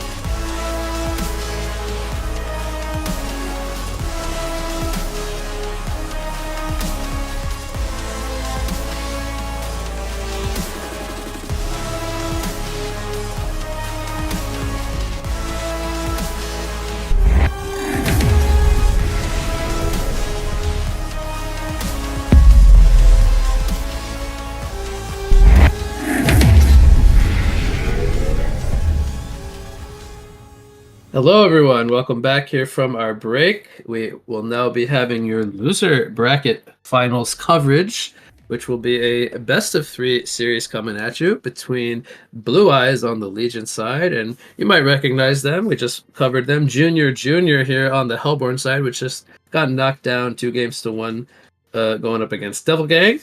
So we'll get to see them once again. I am once again your main shoutcaster, What You Got. And Nede will be back for another one with me here. I thank him so much for joining me, so you guys don't have to hear me solo cast like you did in game number 1. But welcome back, Nede, for another series. How are you doing? Thank you. Doing great. We're gonna see like if Junior can step up to get out of the loser bracket. We've seen them winning the first game and then kinda getting stomped the next games, but we'll see. Yeah, I'm trying to remember, because it's been a while we've been covering this tournament, what Blue Eyes is really looking like here. So this first game will almost be kind of like a refresher back to myself.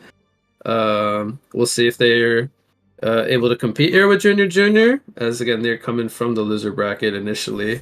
And I'm not really sure when they got knocked down, so to speak, but perhaps they got some fighting power in them. Maybe they can move on and meet Devil Gang in the grand final here. So we'll have to see here as we got a brand new best of 3 series.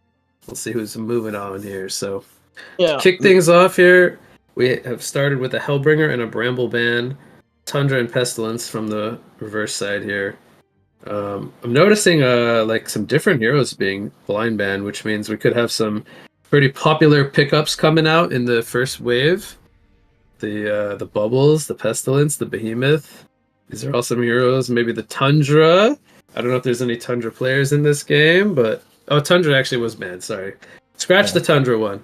But I'm sure you would probably want to see some Devo. Maybe I don't know if we'll see that, but yes, we can dream. Please. We can dream about the Devo. All right, the last ban from Junior will be the Doctor Repulsor. So that one. Pretty popular pickup. Are we gonna see a Bubbles ban? Are we gonna see a Bubbles ban, you think? Yeah, they banned the Pesty, so it could be the Bubbles as like probably the last one, maybe the Armadon. I don't know if they're still valuing banning the Soul Reaper or the Bushwhack, which we've seen in some of the other games last series as well. Again, there was a balance patch, so perhaps these guys are still not particularly comfortable on this new patch. It's only been out for a few days. Yeah. Still trying to learn some of the changes. Looks like it's gonna be a Thunderbringer ban, which it was like last series as well. I think I saw Thunderbringer being banned. Yeah, it was addressed in, if not all of the games, some of the games. Is it something with Thunderbringer? Did he get buffed or something? No, I would just say it's a good casual mode hero. Gets the Grimoire, always deals a lot of damage. Looks like we're gonna see a Soul Reaper first pick from Junior side. As you Alright. mentioned. Ooh. Yeah, he got some tiny nerfs. A little bit more mana cost than Judgment. You got a large cooldown and mana cost added to the Withering Presence. But overall, the hero is still, I would say, very strong. No. Now the Amulet of Exile. Works really good with him, I guess, right? I mean, if you want some more mana back, yeah, you could get a couple of those. Pebbles and Vindicator coming out. First 2 picks. Okay.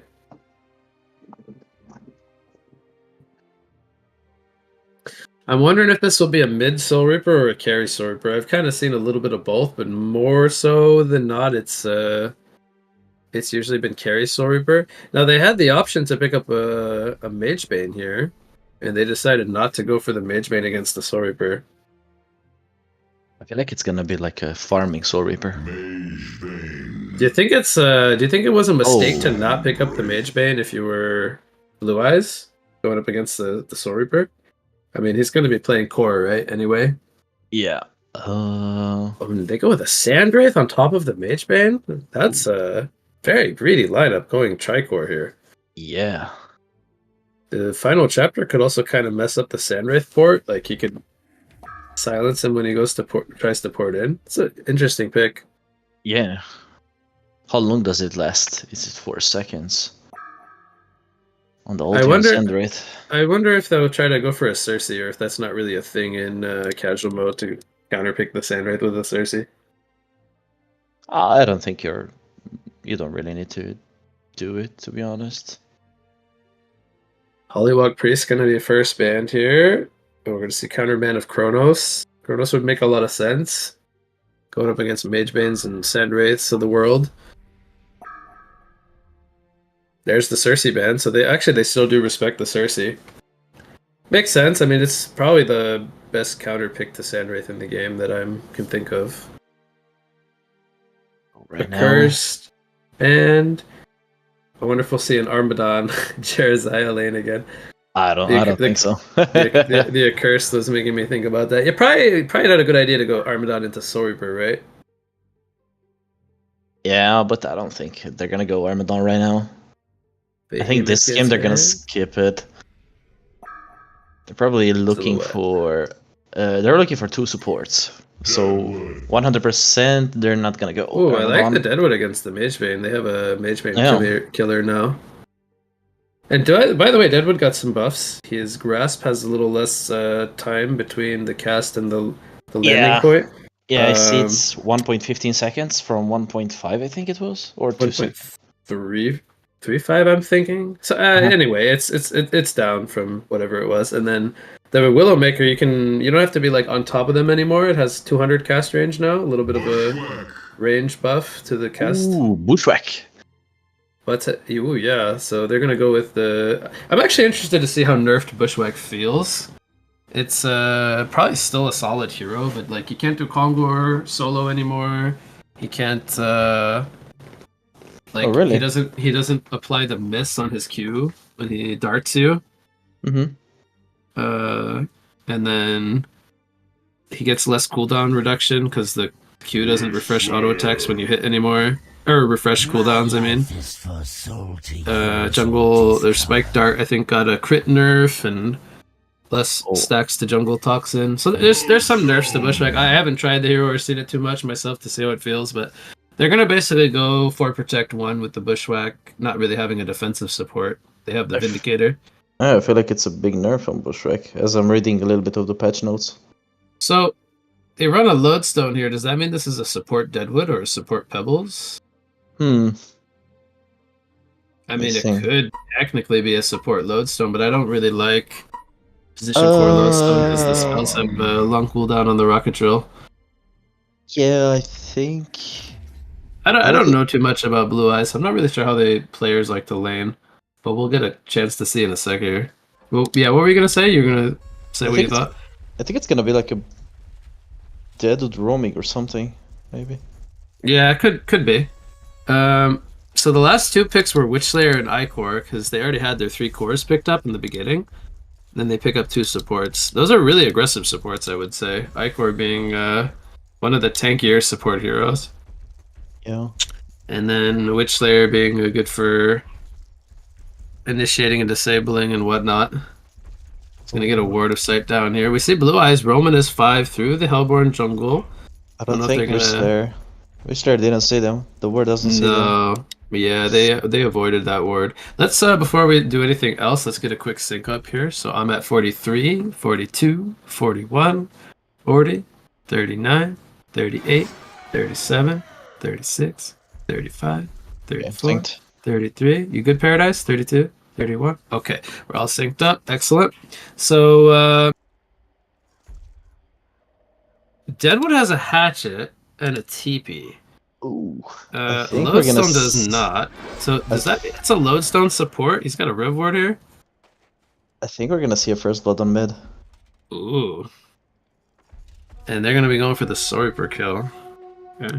What makes sense here, I think it's gonna be like a Lodestone and Deadwood on top. 2 strength heroes, hard to kill.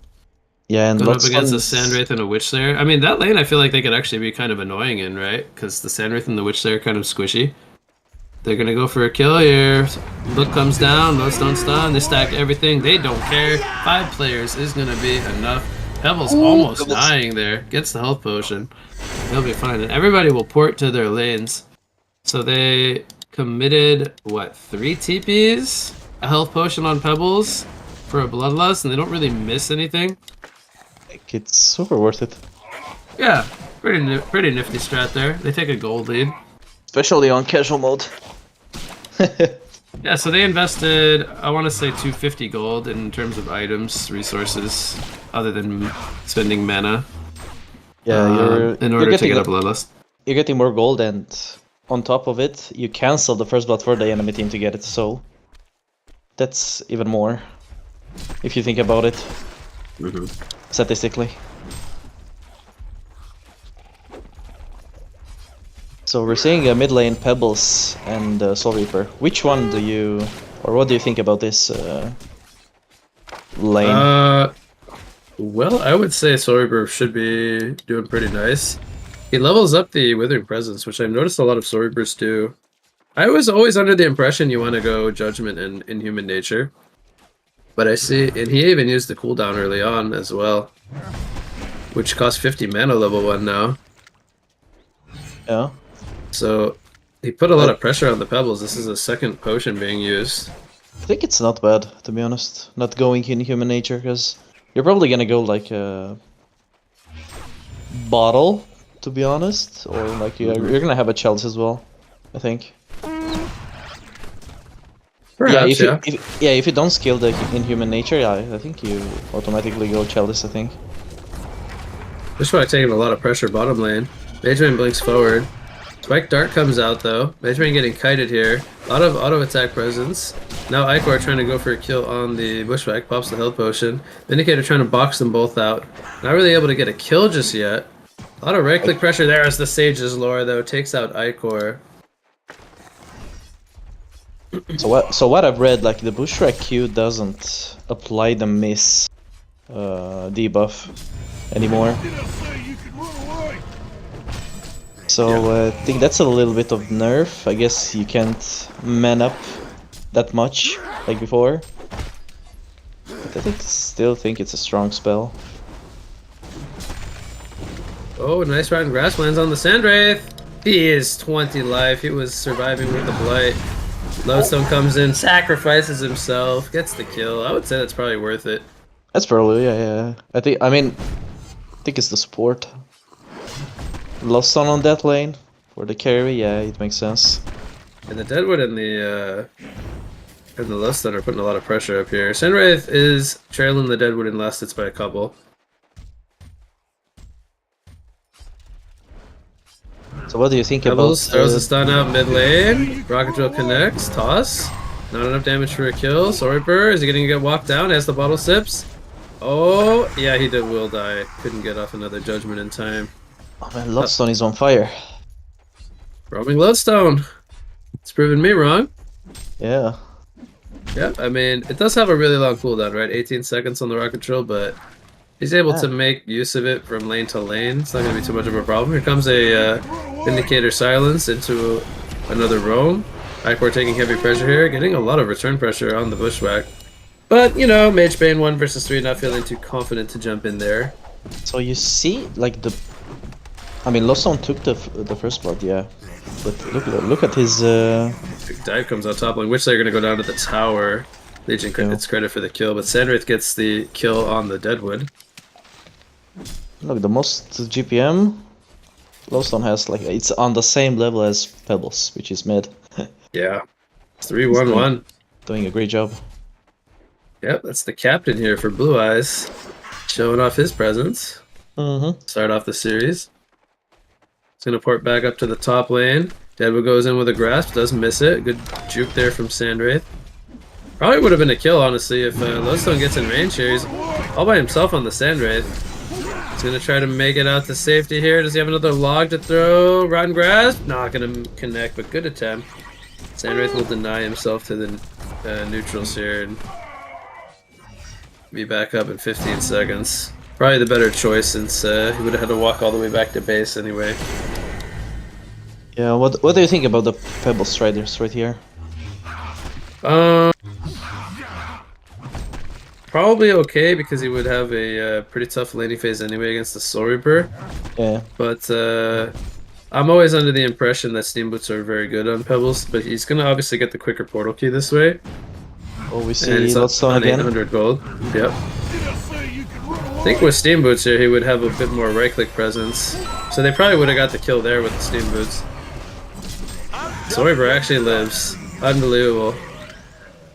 You think they stacked the disables a Yeah. little bit too much? Yeah, or... yeah, I wanted to say that. Yeah, I so think, maybe they just got a little too overconfident, thought they had the burst, but Sorber holds his ground. That Bracer, by the way, given 1 magic armor, could have played the difference maker there. He lived on like 10 or so life. 100%. Didn't catch exactly the amount, but that magic armor coming in clutch. That's that Bracer change. Yeah. Strength as well. Yeah, that definitely saved him. So really good item acquisition by Apex right here. Stun comes in, top lane, onto Rotten Grass. Witch Slayer getting nuked down, throws out a mini, stuns the Lodestone. Willowmaker is ready to go for Deadwood. Who's he gonna Falcon Punch first? Pebbles comes up here with an Illusion Rune. Couldn't find a target though. Lodestone runs into the Witch Slayer, it slows him up.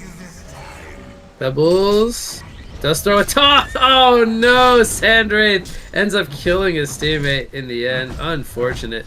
Probably didn't even think about it as they didn't even know Pebbles was up here. Unfortunate. That's what we call the assist. Oh. We're gonna set to under range Willowmaker? No. Lodestone, I love how aggressive he's playing, man. He just dives the tower here. Doesn't spot him. Witchslayer ports in, has the health pot right away. Sorber's working on some jungle stacks while this is all going on. It's already almost level 9. So he did the level. He's in human nature, so probably just wanted like 1 level in W. In Judgment. Oh no, Withering Presence, I'm sorry. So yeah, right now I think Legion side is just kind of dominating in the presence section, I think. The Lodestone does a lot of work on the map. It is still very early on, and the golden experience is not too far away. Yeah. And that's mainly due to Sorber's been working on a lot of stacks. He's keeping up his GPM decently. Only 370 though, compared to the 460 at Pebbles, who's 1-0-2. Still has more creep farm. I mean, he's been up in the top lane for the last few minutes. Oh yeah, Still Pebbles has is very good creep farm. Pebbles is gonna have like a PK really soon. It's like in 1 minute. Yeah, so with this Strider's bottle build, no Chalice, no Steam Boots, he's very close to the portal key. Yeah, what I want him to see, like, kill those creeps mid, get his PK, a Veldrot, and just... Bot lane, we have a final chapter coming out. Not sure if they were trying to go for a kill on the Bushwhack. Yeah. Oh, in the meantime, Witchslayer is mid, trying to gank the Pebbles. Spot out his PK, not that it would matter because he wouldn't lose the gold anyway. But Sorber... Nope, there's a silver bullet gonna come out instead. Silver bullet, he's got 1 charge on it. Yeah, Wishlayer's like, don't worry guys, I got you. Yeah, so it should, what, be doing 575 now? I'm a bit curious because when I cover over it, it still says 550. I've been trying to figure this out. Right, because with the 1 charge, you should be getting 25 extra damage on it.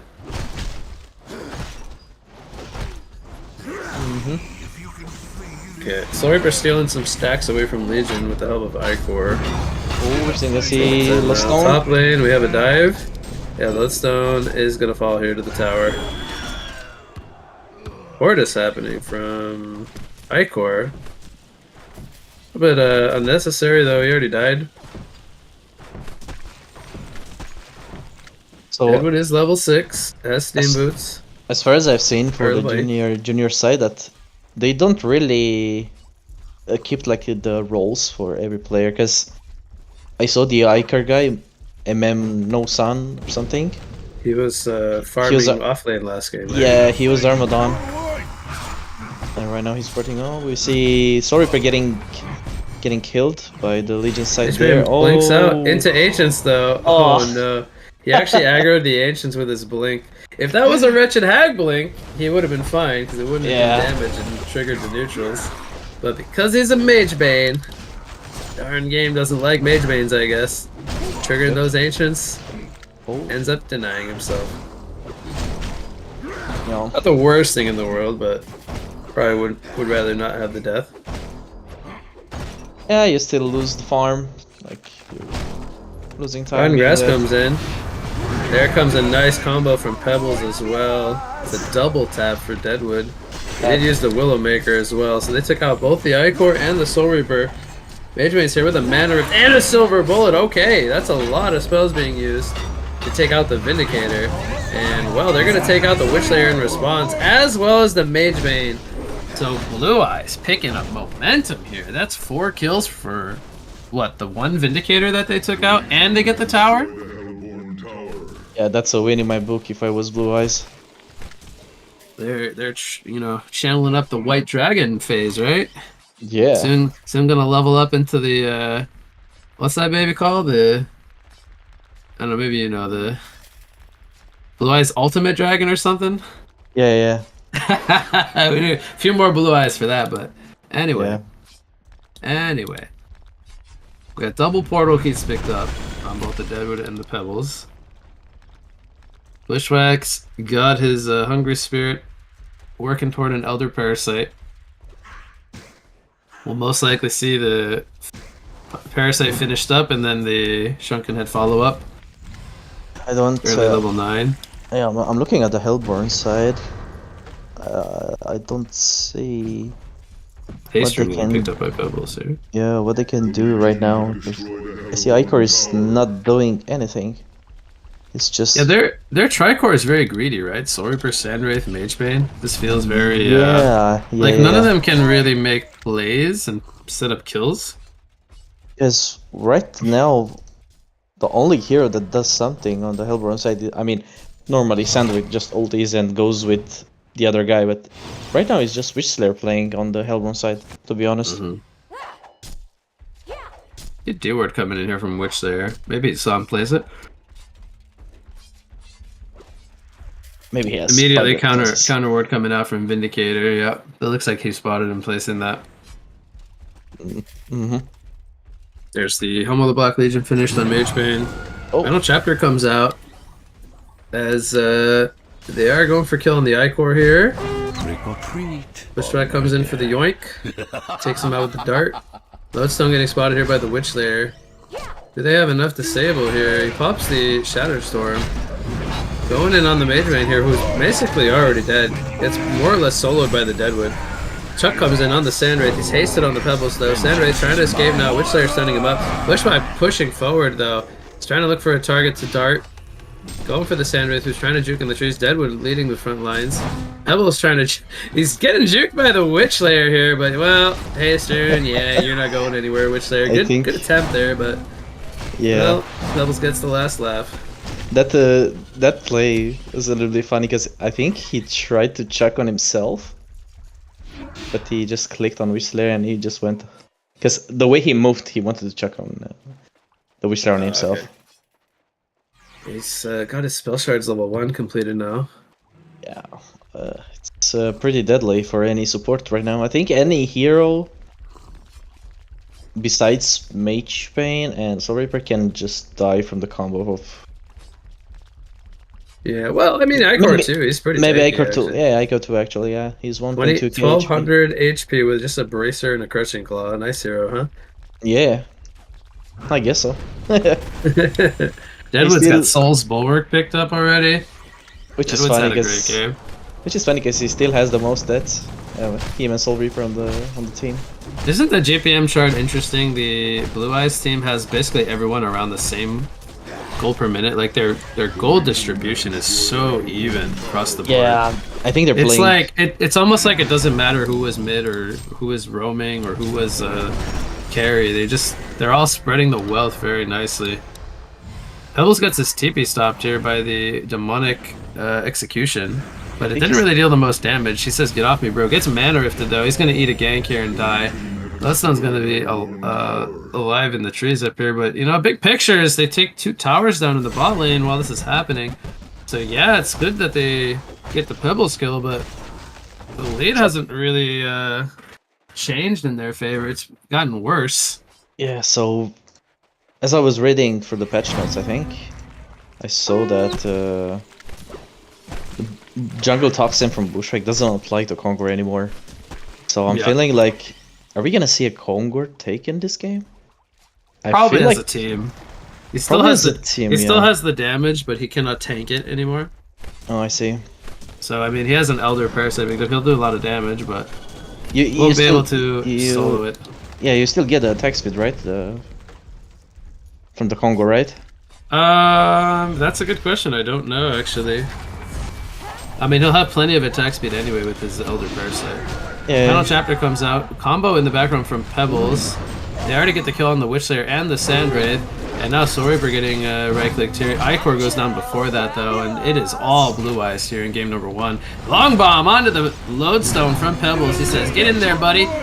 Stun him up, and he does. And it is almost a genocide. Magebane, the sole survivor, off farming the easy camp here. I don't know, Nede. It's not looking too good Nope. for Junior.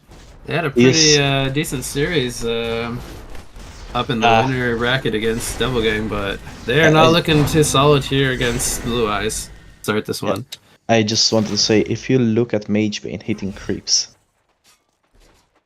it's really, really slow. Yeah, he is gonna run into Vindicator here. Vindicator's not even scared, man. He's like, what are you doing in my neighborhood, bro? Lodestone gonna stun him up. Magebane, oh boy, he is gonna die. 4 seconds on the blink. Can he juke in time? Get another blink out? No, he cannot.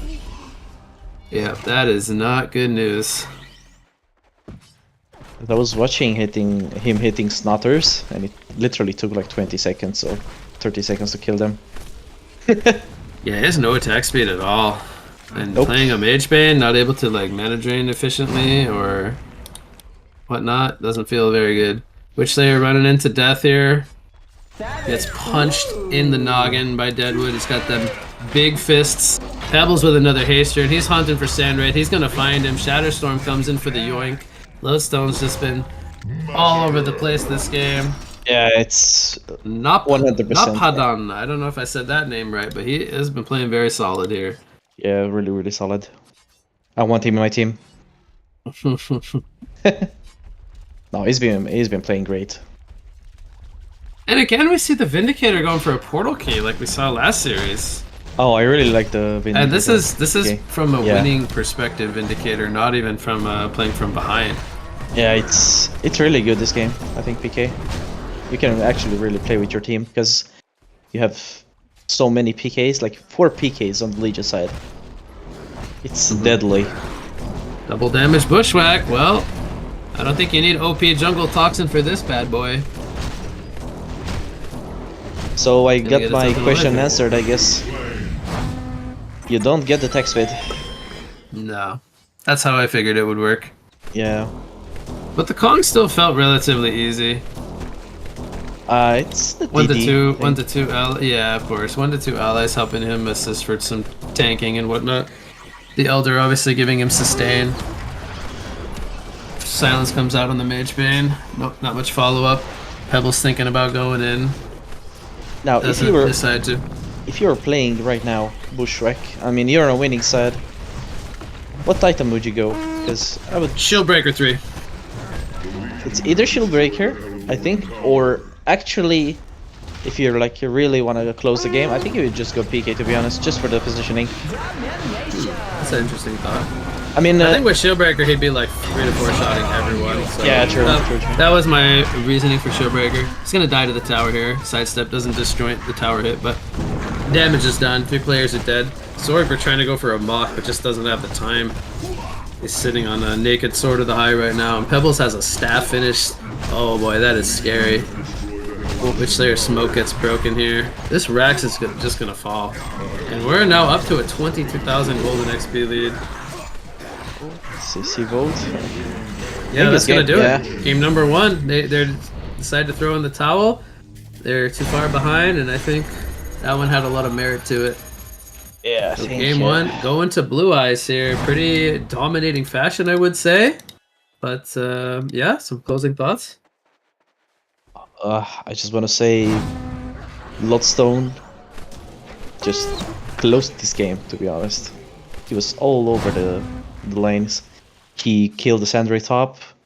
I mean, he just gave himself to get a kill on carry, then he ported mid, get the kill on the mid hero, and then he just straight went bottom lane, killed the bottom lane as well.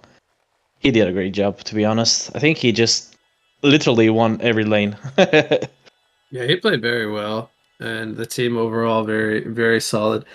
All right, so Blue Eyes will take a 1-0 lead here, but again, the series not done just yet. This is a best of 3, so we will go on a break and get game number 2 up and rolling. So stay tuned, everyone. We will be right back. A Hellborn barracks has been destroyed.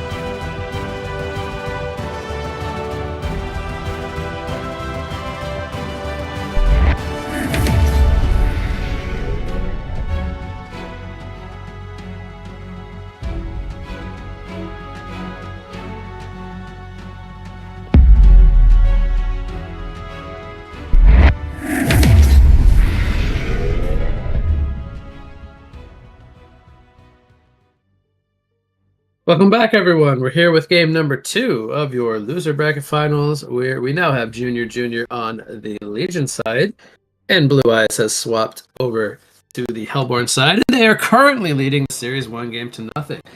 Junior trying to hang on without getting knocked out here, and to force a third and final game of this series. I am once again What You Got, your main shoutcaster, rejoined here by Nede for another one. Welcome back, Nede. Thank you. We've seen the last game. I think Junior.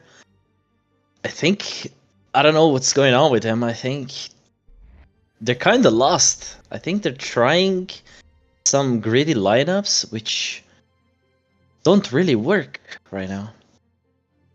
What do you think? It felt like their lineup last game didn't have much synergy. They picked up Soul Reaper, Magebane, and what's the other one? It was Sandwraith? Icor, it was Sandwraith Sandwraith. at the very first 3 picks. I don't know. It just like there was no synergy in my opinion between any of those heroes. It just felt like they picked a random bunch of heroes, and then they could not like team fight at all. Yeah, So, I think the only hero that made sense that game was Witch Slayer, to be honest. Which is Oh. which is kind of funny. I would like for them to pick up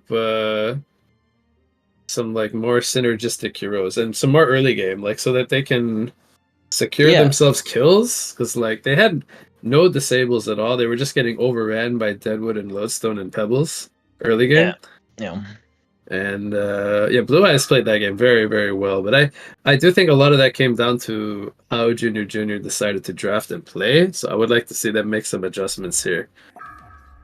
Yeah, as I'm saying, like this game, the heroes they picked, like they had literally one stun, and that was Witch Slayer. I think they had no control over the fights. Not at all. Not at all, yeah. Yeah, they're gonna go. Well, Blue Eyes is gonna go with the first pick, Magebane. Ooh. It was It was like Volfin who had the Magebane last game, who's on the yellow position. What do you think? Blue Eyes is like, okay, guys, I'm gonna show you how to play Magebane. I don't think it's necessarily that. I think Magebane is a very popular pick regardless, and it kind of deters like a Bubbles pick, which is also like very very common, but they're gonna go with it anyway. They're gonna still they don't want to give up bubbles, I guess, and Mage Bane, or perhaps they just want the bubbles, and they're gonna pick Chronos here right away. So usually we see Chronos banned in the second wave because it's very Yeah, strong, but that's now what I was they gonna have say. 4 picks to address the Chronos. And when I think of Chronos, I normally think of Moira. Sorry, I was seeing Hellbringer picked up, and I was like, no, I did not think of Hellbringer. I think of Moira. Like she can just vortex the Chronosphere and nullify the ulti. Yeah, But yeah. they're gonna go a different route. Like Hellbringer means they want to bait and then counter initiate like and stun him in his own sphere, or jump him and kill him before he can do anything. Mhm. And they're gonna have a Polywog Priest to lock him down, So do assuming you he can get his portal key timing. So so you think interesting response. I'm curious. I want to get your take on like the Hellbringer plus Polypick responding to a Bubbles Chronos. are we gonna see like a Moira ban from the Legion side? I don't think so. I think they're just I don't gonna know if I've ever leave it. seen the SEA scene pick up Moira, so this is like the one time I would advocate for it. But So yeah, yeah. So back to my question: do you think like Hellbringer Poly is like a good response to Bubbles Chronos? Yeah, for sure. Like in Poly works really great against bubbles. Mm-hmm. And I guess Chronos as well. Hellbringer can just ulti on top of the Chronos ulti.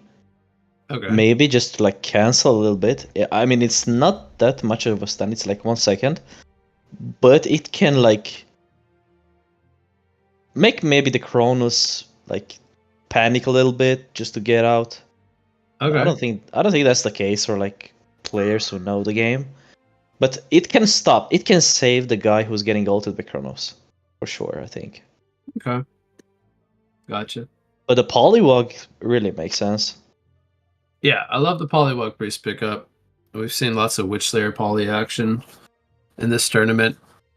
I'm more so a fan of the poly over the Witch Slayer because I love poly myself. And I know Grinspooner's watching. I always give him or I always try to remember to give him a shout out because he loves his favorite hero. Grinspooner, my fellow SGM buddy. So it's probably gonna Loves be his like Polywog. gonna be like a support Polywog and Hellbringer as well, I think. Because I don't see them being cores. Maybe Polywog mid, but No. no, no. They never play poly Then, mid. It's so always it's poly. It's always poly support every I time. see, I see. I'm just telling you right now. I've never seen them play poly mid. So I'm not it's saying it's impossible. Like they could definitely run a poly mid, but I've never seen them do it. yeah, we're probably gonna see like these the Polywog and Hellbringer as supports, position 4 and 5, and They could still run probably a Hellbringer mid, but yeah, we'll probably see it support again. no, it's a support, I think. But I think they're gonna respond on Legion side. We're gonna see. So we have the bans on the Legion side being Sandwraith, Bramble, and Sir Bensington, and the Hellborn is thinking about the last ban, but they already banned Behemoth, Andromeda, and looks like it's gonna be Armadon as the last ban. I think the Armadon ban is actually pretty good because they don't have a lot of ways to deal with Armadon right now on Yeah, Hellborn. I was thinking about that because they don't have really that burst. Yeah, and even though Magebane can mana drain him, like I think Armadon always feels better in that matchup of Magebane Armadon. Yeah, I agree. I fully agree. Can lower his armor. I mean, yeah, slow him, and Magebane has like no armor, and the spines will do a lot of damage to him anyway. Yeah, I think as a Mage Bane, I guess Armadon, what do? You just mana drain and then you just blink out. They go with a Magmus. Okay, that'll probably be their position 4 hero. Maybe to lane with Bubbles in the long lane. Kind of an annoying lane. Magnus Bubbles, very slippery, lots of control. Burst. Go with Witch Slayer for position 5, and then they probably will last pick mid I was thinking or about. off lane. I was thinking about is I think this game. I think a cursed would have made a lot of sense for the Legion side, maybe, but I think they just lack stuns again. A little bit. It was just only Magmus. They just picked up their stuns. Yeah. I think what Blue Eyes is looking for now, I think it's two cores. Yeah. I was wondering if either team would pick up Kraken. Yeah, And I didn't say it out loud, but I was thinking it, and then they're gonna I pick up really- Dark Lady. I really like Dark Lady Lady is a interesting pick against Kronos. But maybe like if he plays from ahead, gets the cleaver, the Kronos doesn't farm that fast, but it's. I think it's all about initiation right now. I think.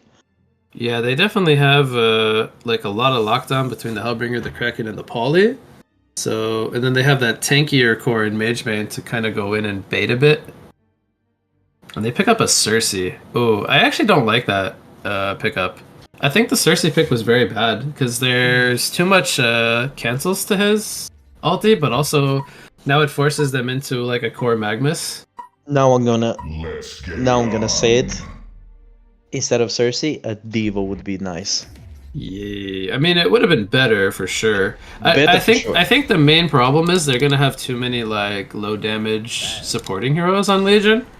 They're kind of lacking like that third core that offers more. And then like even the supporting cast from Blue Eyes, you have a Poly who can drop wards on somebody, deals a lot of damage, pushes towers even. You have a Hellbringer that can do the same thing, control team fights, and does a lot of damage and pushes towers with Malphus. And the Magnus and the Witchslayer and the Cersei are not really that same type of like sustained damage heroes. The Magnus also buying boots, so it's actually a core Cersei. Yeah, looks like. That's even more weird if you ask me, that they choose to run the Cersei over the Magnus on position 3. Are we gonna see a mortal Cersei again? He's the Armadon guy. Oh yeah, Zero. He actually did finish that game 0-15, by the way. I didn't point it out, but yeah, he did run the reverse immortal. So probably like I think this game they just want levels on Cersei, and Bubbles have like a good game because of the roaming Magmas. So they're gonna try to, I don't know, take over from the mid lane and the bottom lane. I think so. That's their game plan, to completely put the top lane on park the bus, throw Cersei under the bus, as we say it in Europe. Yeah, so if you're Cersei this game, who are you trying to like use your twisted visage on and take over? Like who's the best target? Best target, I think it's. Is it one of the team fighters like Kraken or Hellbringer, or do you care more about Dark Lady? Early game, it's 100% Hellbringer, I think. Okay. And late game He body should blocks be. the hard camp there with a illusion. Maybe even what's the word? Like tricking them, thinking that it's not blocked, but it's actually blocked by a ward of sight anyway. Is he trying to like use the illusion to get lane control? Because the Poly is just morphing the illusion. It's weird to see Poly with level 1 morph, but I think it's okay since he went the Doppelganger level 1. Yeah. Like they're kind of trading mana. I mean, it's more mana efficient for the Cersei, but I think what Polly should do is just like hit trees and go for Cersei, to be honest. Because right now she's getting levels. But yeah. Doesn't really matter, I guess, because he's gonna pull. But yeah. Yeah, Mage Man's already level 3 bottom. Yeah. Alright, they could go for a kill here on the Witchslayer. Yep. Hellbringer also taking some counter damage here. Witchslayer misses the stun though on the Hellbringer. Chrono's trying to find him in the chase. Here comes Magnus though with the stun. They're gonna get the Bloodlust here.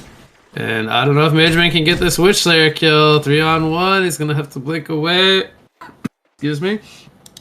So the Magnus coming in. Clutch timing there gets them the Bloodlust kill. As Kronos actually got the last hit as well. So A-Rex Sander on the board. Virginia Jr. So what I want to say right now on Polly, I think it's go Tong, probably. But no, he goes Electric Jolt. So what do you think about the mid lane? Because we didn't go over the mid Kraken lane. versus Bubbles? Yeah. I would say Kraken should be just fine. He goes for bottle, which is interesting. I noticed that Toffee from Devil Gang, he likes to go into straight steam boots. He doesn't go the bottle most of the time. Then he gets it later. Or he gets boots and then bottle. So he doesn't always prioritize the bottle. Okay, I think it's fine, to be honest. Going straight steam boots, knowing that you're not gonna kill bubbles as a Kraken, it's really hard though. So going straight steam boots, I think it's fine. Yeah, so he goes for a bottle here. Has a health potion in his pocket for later.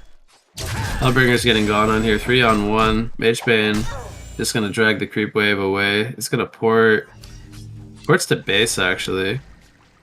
So this roaming Magmus causing issues for them bottom lane. This time gets a kill for Witch Slayer. Dark Lady's free farming though. And Kraken is having a good time in mid lane. So even though the kills are happening in bot lane, giving Kronos a good time, it's still pretty even up here.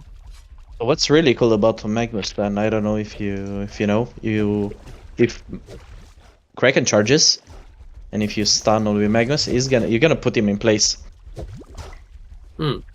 Yeah, it works as well with Witch Slayer as well.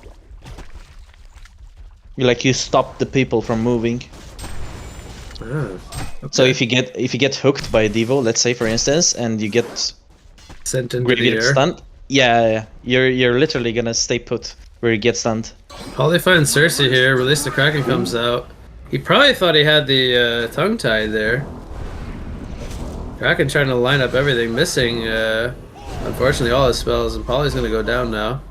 This is the third kill for Junior. Magmus pushing forward, but can't get in range. Only level 1 Lava Surge. I think Polly should have went tongue tied at least at level 3. To be honest, I think that was a miskill. Yeah, I agree. I think you definitely want tongue tied on Polly by this point. I think 2 levels in Electric Joel doesn't make sense at the moment. Yeah, no. If he was able to line up, release the Kraken on Cersei there, I think there's you have a good argument that would have been a kill. Bot lane, Hellbringer dies again. The trio of Magmus, Witch Slayer, Kronos is a bit much for Hellbringer to sustain. Magebane can't really save him either. Okay, finally we're seeing Junior stepping up and showing that okay, we can have early game as well, guys. Yeah. Cersei's level 6, by the way, takes over Dark Lady, charges in with a silence. Dark Lady's trying to counter and man up. This is a weaker version of himself, as bot lane the Magebane does die. Dark Lady is going to be just fine. And Cersei will expire here soon. Why doesn't he use the apple? He could have used the apple, I think. Probably. Because you're going to get a health. When you get up, you're going to be full health. Spot River. Hellbringer's gonna get spotted here. Taking a lot of pressure from Bubbles and Magmus. It's a kill on the bubble, or a kill for the Bubbles. 6-0 here for Junior. Okay, tip number 2. You know the Cersei ulti, right? So, let's say that you saw him copying Dark Lady, and you see Dark Lady has a TP, right? Yep. If you copy Dark Lady and you TP base, your TP is gonna have the cooldown is gonna be reset. You can TP back again. Oh, okay. Yes. So basically, you ulti someone top, you kill him, you use their TP to back to base, and then you can TP bottom, get another gank, and they won't. So you're doing that mainly because your main hero still comes back down with like reduced mana and everything, right? HP. Exactly. Gotcha. Yeah, that's pretty neat. Magmus is invis here. Might be going for a kill on the Magebane. Here comes the miniature eyes following up the graveyard. Masterpiece. Magmus comes in with a stun. They secure the 1 kill. Kraken charging forward. Trying to get a kill here. Release the Kraken comes out. Does miss though. Time leap was up. Dark Lady jumps in. Gets stunned though. And now 2-man Chronofield comes out. I don't know if they have the damage though. Magmus gonna go in with a stun here. Dark Lady is in some trouble. Here comes the Kelfield from Bubbles. And Junior is on fire here. The bullets are being cancelled left and right. Patrick comes out. for the Kronos. So did you see And what I it's said 9 to 1. about the Whistler stun? You saw Dark Lady trying to charge up, and then she got stunned by. Yep. I mean, she charged. She used their what is it called? I'm sorry for not knowing. Charging I think strikes? it's charging strikes. Yeah, and she got put down. She didn't charging strike through. She got stunned by Whistler, and she got put into place. Yeah, Basically. oh yeah. Yep, she went straight in the air. And you know what I find interesting? So, Junior's up 9 to 1, right? This looks really great. But look at the resource netting. It's only 1,600 gold. That lead doesn't feel like a 9 to 1 lead. Oh, it's This nothing. feels like the game is still really even now. The big thing to look at here is the Kronos is almost 600 GPM. So he's kind of skewing the chart for his team. But the supporting cast from both sides is very negligible at this point. They're all between 190 and 240 GPM, which is like a difference of like 1 kill back and forth. Polywards are down top lane. Slow comes out onto the Magnus from TDL. Nothing will happen here. Just some tower pressure on the tier 1. But the main difference here is the Kraken and the TDL are both between 430 and 460. And the Bubbles is tied with the Dark Lady, but the Kronos just has that slight lead. So that's where we see the main difference here. We see Bubbles here behind the tower. Tier 1. Yeah, they have a ward of sight here. Spots the Hellbringer, but does not see the morphed up or smoked up Polywog, who is pushing forward to try to get this Witch Slayer kill. They do get the tower kill, and now Witch Slayer gonna pay for it with his life. And they are going to get a kill on the mage lane. Meanwhile, in the mid lane, we're going to see a kill here from Kraken onto Magnus, but Bubbles gets the counter kill, so Kronos comes in. We see mid top lane. Dark Lady versus Dark Lady. And Oh, yeah. Another takeover. Use the TP, damn it! yes. TP! TP! Can he hear me? Ah, No. look at him. He comes out so low on HP and mana now. Yep. He just doesn't know, man. He doesn't know doesn't about the TP. Is that something you learn by just panic pressing all the buttons when you take over someone? No, I think I found it when I was super low HP when I took over a hero. I ported base and then. And then you said, I- "Oh, I- hey, I could TP saw- again." Yeah, exactly. Sometimes the best things are learned through experimentation, right? It's always like that. But TDL's almost got cleaver. Probably needs about 2 more minutes. Kraken is avoiding death here. Charges across the ramp here. This gold lead is under 1,000 now. We're gonna see a big fight bottom, I think. Yes. Magebane was kind of baiting TDL there a little bit. They get the kill there on the Cersei. Meanwhile, bot lane, we have Bubbles getting a kill on the Polywog. Hellbringer did drop a Balrog, but he's going to get stunned up here. He's going to die. Kronos gets the kill. He's on a Savage 6 streak. Kraken comes in. He wants blood, but he doesn't charge anybody up. Here comes a Chrono Field. Doesn't have mana for a time lead. Doesn't matter. He takes out Kraken. And it is a double tap for Bubbles. That's really 13 good to play by 4 lead Bubbles. now. Yeah.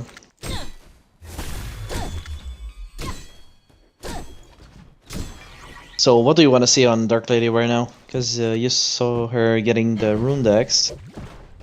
I would say the normal stuff. Goes Cleaver into probably Firebrand into Shrunken. Maybe you might want to. I don't know. Would you want to Geobane this game? Like, yeah, you could break the Cersei. Yeah, we for got sure. action. Actually, hold that thought. We got action mid lane. Holly died. Magebane on the run. No surge for 3 seconds. Here comes Kraken though with a portal key. Lines up a 2-man charge ultimate. Huge plays as Hellbringer gets credit for both kills. Dark Lady's here with the cleaver. Not going to be needed though. She'll go back to farming. But, That was beautiful. But yeah, normally you want to go Frostburn on TDL. He's stealing a double stacked Ancient here, by the way, so that's nice. But would you argue that this is a good Geobane game for TDL, going up against the Bubbles, the Cersei? Yeah, for sure. For Cersei, it's so important. I think having. It's usually considered like Yes. the best anti-Cersei item, right? He starts taking Yeah. you over and you just Geobane. You go invulnerable, so you break the channel. Yeah, exactly. It is a double-edged sword though, because if you pop it too early, he can always clone the illusion. Yeah. But yeah, I still think he'll need a Shrunk in this game, even though there's a Kronos in the field, because Bubbles Magma Switch Slayer feels like probably too much for him to deal with. I think, yeah, you should So we- literally use the so we could Geos s- against Cersei and the Bubbles as well, the silence. Yeah, so we could see like what Firebrand into Shrunken would probably make a lot of sense depending on game state. Mm-hmm. Yeah. So he looks like he's going for the Firebrand first, which gets my approval. What do you think Hellbringer- about Shieldbreaker on Dark Lady? Have you ever played with it? I have never tried that. I did. I have. I don't think it makes a lot of sense with the hero because you'll right click really hard, but I think it'll just make it feel much worse when they start to buy voids, which they already have one on the Cersei. Yeah. And I missed this one, but Kronos ends up dying in the jungle. Was that a solo kill from the Kraken, or did Mage Bane or somebody assist? And meanwhile, they get the kill on the Bubbles now. Witch Slayer also getting ward trapped here. This is some big kills coming in for Blue Eyes. Magma stuns forward now. That was not the right choice. All of a sudden, just 4 for 1 as Poliwag got counter killed. Hasted Kraken causing issues for them. Yeah, and look at the gold lead. Yeah, this was like a 13-4 lead just a couple of minutes ago. Now it's a 15-10. Only a 5-kill gap, but the Blue Eyes team is in the lead by 4,800 gold and 5,700 experience. That is a massive lead, actually. So, very top-heavy on the Chronos. The supporting cast from Blue Eyes getting a huge gold per minute boost, 360 to 400 on the bottom 3, in comparison to the Witch Slayer, Cersei, and Magnus. Yeah, and Falling a bit behind. Polly has a PK already. He's gonna do a lot with that. Yeah, how do you like position 5 Poly now? Feels pretty good, right? Yeah. So, Kraken working towards Shrunken, has a Mighty Blade. Mage Bane just going for an early barrier riddle he wants to tank up. And Kronos with the Hyper Crown, yeah, he can farm fast and deal a lot of damage, but he is very squishy right now. Sub 1,000 life, 1,100 on strength steam boots, but doesn't have much survivability to keep him alive right now if he gets caught by a polymorph or a Kraken initiation. Yeah, which feels really weird because you kinda actually need like a Shrunken, but at the same time it's so hard to use it. It's a Hellbringer. Look what Hellbringer's got, by Kraken. the way. He's like 700 off staff, 15 minutes in. Oh yeah, oh my And god. he's going to be level 11 around the corner. Like, that's going to be so hard for Junior to teamfight into if they don't jump him first and try to bring him down. I feel like every fight that Blue Eyes is winning, it's literally 1 tower taken or 2 after the fight. So it's even more gold advantage taken, sorry. Yeah, Junior's only got the 1 tower kill in the bot lane, and all the tier 1s have been cleaned up by Blue Eyes so far. That's 3 tower advantage. Or, sorry, 2 tower advantage. Probably gonna get caught here. Probably gonna die. Oh, Whistler has his sword bookie as well. Didn't see it. Yep. So the supports are having a lot of impact this game. Magma Switch there, both with PKs. Hellbringer doesn't go for PK because he's going for staff, but I mean that's a huge pickup when he gets it completed. Yeah, as I'm looking at the game, I think the more the game gets late, I think Hellborn has this in the pocket, to be honest. I think Yeah, it's gonna because be the Legion has a core Cersei, right? They basically have like 3 supports, like we were talking about earlier in the drafting stage. They're kind of lacking that like strong position 3 where Blue Eyes has a Mage Bane. They have a tanky Mage Bane with a barrier who can go in, soak some damage, and then they have a lot of backline on the trio of Kraken, Hellbringer, and Polly to control team fights, do setup. Dark Lady eventually will feel like a bigger threat than the Chronos outside of the big ultimate Chronos has. They're able to counterplay around the sphere. Dark Lady's able to run around freely. She's going to be very scary. I agree. I think, and as we've seen, I think Legion is just trying to get some kills, some plays, but it's not really working because Hellborn has so big counter ganks, counter plays. on their side. It's a Poly, it's a Hellbringer ulti, it's a Kraken ulti. Even their Dark Lady can use the ulti and they don't see anything. They can't make the according place. So it's pretty hard to... Ward trap here on the Witch Slayer. Polly gets the better jump, and he's dead. That's a support soloing another support. Haha, that's how you kill supports. Oh yeah. Man, I bet you'd be having so much fun if you were playing Poly support in this game. I'm just saying. Oh yeah, for sure. Oh, he's got a Mighty Blade. So do you think he's going Shrunken or Staff? Should be Shrunken, to be honest. Should be a Shrunken because if you catch someone and it's not a Frostwolf spell, right? Yeah, nobody can kill him. Nobody can cancel him, so it's literally just a Kronos ulti. So I don't think Kronos is gonna ulti for Poly with Shrunken. No, just because I mean, that's he's gonna be getting someone pretty bad. So on the paper, in the fights, somebody's 100% dead because of Poly Shrunken. Yeah, I mean, he catches Bubbles, 872 life. He catches Witch Slayer. He catches Cersei. He catches Magnus even. That's four heroes. He catches Kronos as well. Yeah, I mean, this Poly is level 13. When he has ulti up, he's such a threat. Yeah, exactly. Imagine like a position 5 can solo kill almost anyone. They catch the Magnus here. And then Blue Eyes is gaining a lot of momentum now. They're opening up the map space as well. Like level 17 Dark Lady now. Yeah, Poly W morph, it's literally like Coldra. Oh yeah, for sure. And you know, there's a barrier idol on the mage main. They use that on the creep wave. Drop Poly wards for the tower. Don't think Junior can fight this. As I've mentioned, every fight they get a tower, because they either use the Malphas or the Poly ulti. So the advantage of 3.4k as it was like 5 minutes ago, let's say, now it's 7k. So Blue Eyes is getting into the win slowly, let's say, but kind of steady. So if you're Kronos here, you know, you're having a great game, you're 8-1-2, you're 725 gold per minute, the highest in the game, but he just finished his Geobane.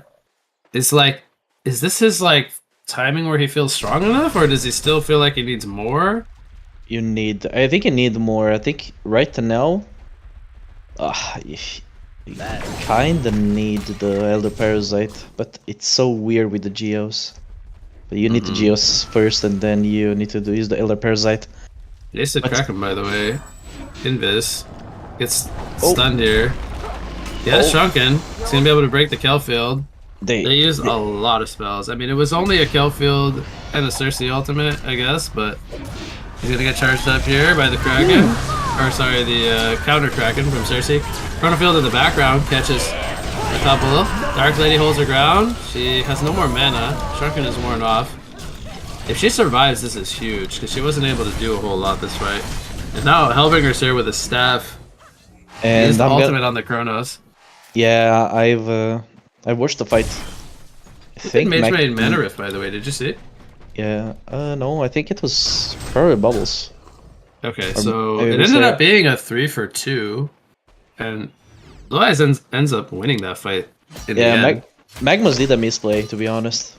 He stunned Kraken instead of Dark Lady before the ulti stopped from the Kronos. That's why Dark Lady survived. Okay. I think he should have valued stunning Dark Lady instead, because she was ulted by Kronos. He could have stunned before the... Okay. He didn't get a chance to use his, or didn't try to use his Eruption. Yeah. I'm assuming Witch Slayer died before he could get bullet off. Yeah. Okay. But it was a really nice play by Cersei. Like, she had the Kraken took over, and he actually stunned him.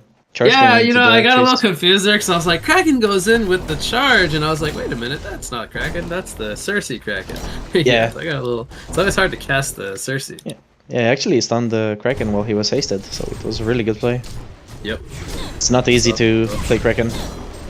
Poly wards are going to be expended here for a Kongor. Again, they don't have lifesteal on anyone, but Mage Bane can tank a lot of this damage. Dark Lady can output a lot of damage. It's actually a DD on the Mage Bane instead of the Dark Lady, but not gonna matter. And now Dark Lady has a token. 3,000 gold in her pocket. What does she want to buy here post Firebrand Cleaver? Is it gonna be a Geobane? Does she skip that and go for something else?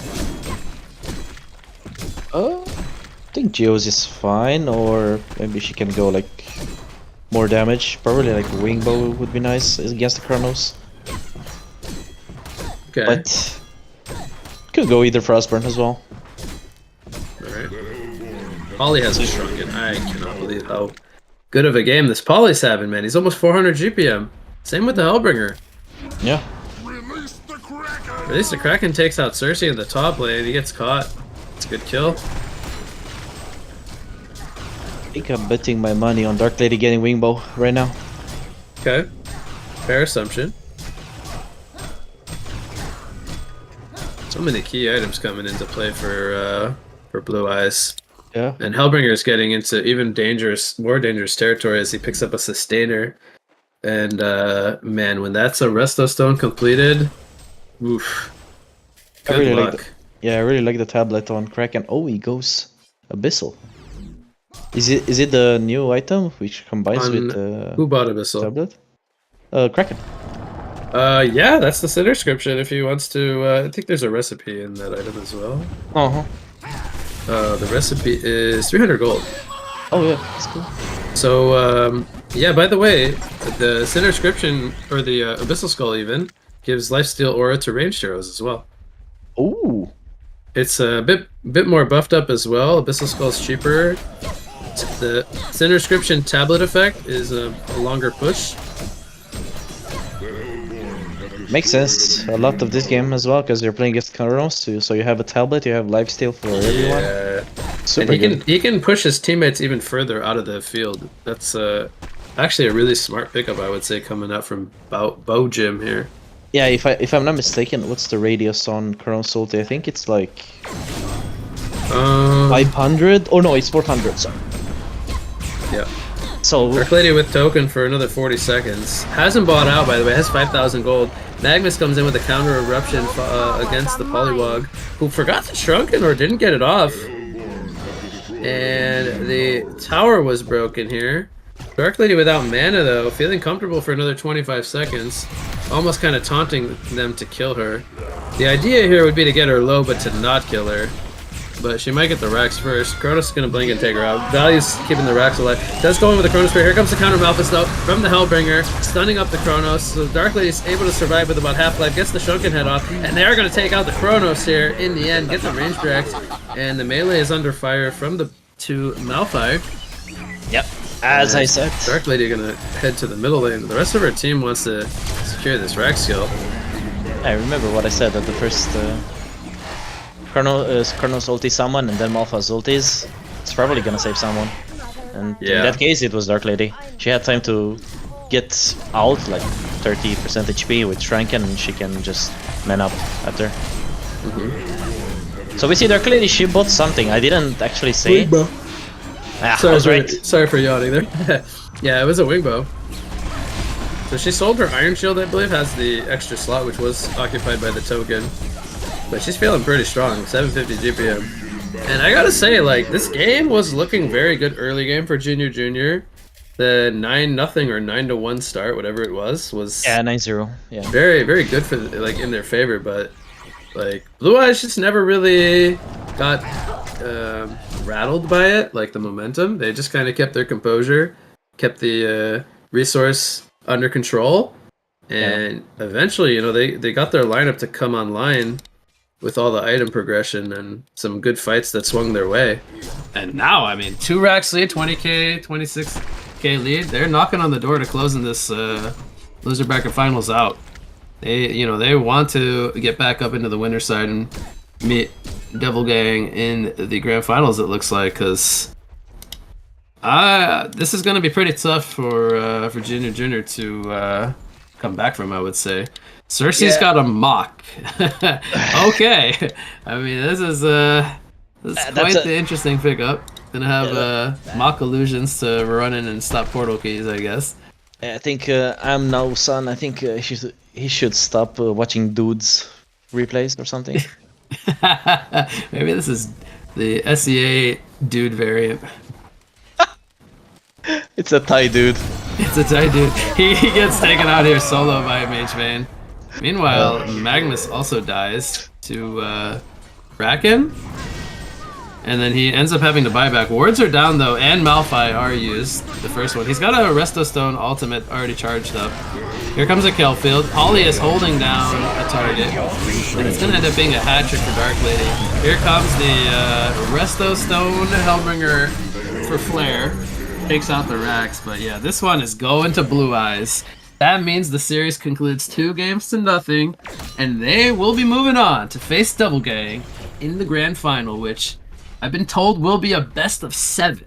We're not going to cover that one today, unfortunately, because it hasn't happened yet, but that will be the last match of this tournament. So, any final thoughts here on this best of 3 that we just concluded watching here between Junior and Blue Eyes, Mr. Nede?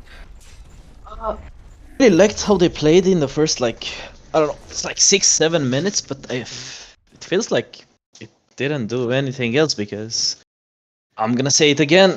They just had the Cersei was just being Cersei. Didn't do like that much. And Blue Eyes just kept their composure. Didn't get rattled by it, as you said it. And they just kept farming, playing safe, getting kills. Mhm. They had the better heroes for sure. This game, I think. Yeah, the drafting in both losses here for Junior felt a little off. Like their overall lineups just didn't look that solid. And well, I mean, that's credit also to Blue Eyes. They drafted well, played well, and took 2 games. So overall, they just were the better team, I think, in this series. Yeah. But everything shown on the table, I think they're pretty nice games. Mm-hmm. It was fun to watch. Yeah. I think So anything else you want to add? yeah, Junior needs to like work on their drafts. I think they have good players. Just need to work on the draft, I think. Mm-hmm. All right. So any shout outs or final words you want to say before I turn it over to Paradise for some closing words? Yeah, shout out to Dude. Yeah. Dude got a lot of attention today. Not being here, but in spirit. Yeah. Shout out to Dude as well. All right. Paradise, I think you can take from here. Closing words. It was fun casting. And we'll be back probably another day to finish the grand final. So you're up. All right. Well, that was what you got, aka Chris and Nede. Thank you, gentlemen, for the incredible cast today. And this was the winner bracket finals and the loser bracket finals, which leaves us with the grand final, which is going to be a best of 7 series between Devil Gang and Blue Eyes. So we'll see what's going to happen. Not tomorrow, sadly. We have moved this match to Monday because we're not able to cast it tomorrow. Like, we have just some things going on. So we had to move it into Monday, which is an odd day, and it is probably the only time this is ever going to happen. But we were first to do it, sadly, so that's what we're going to do. So it's going to be, again, Monday, December 2nd, 3 p.m. GMT. That's where we're going to cast the grand final, which is going to be a best of 7 between Devil Gang and Blue Eyes. Otherwise, thank you all for watching. I hope you enjoyed the show, and we will see you Monday. Good night, everybody.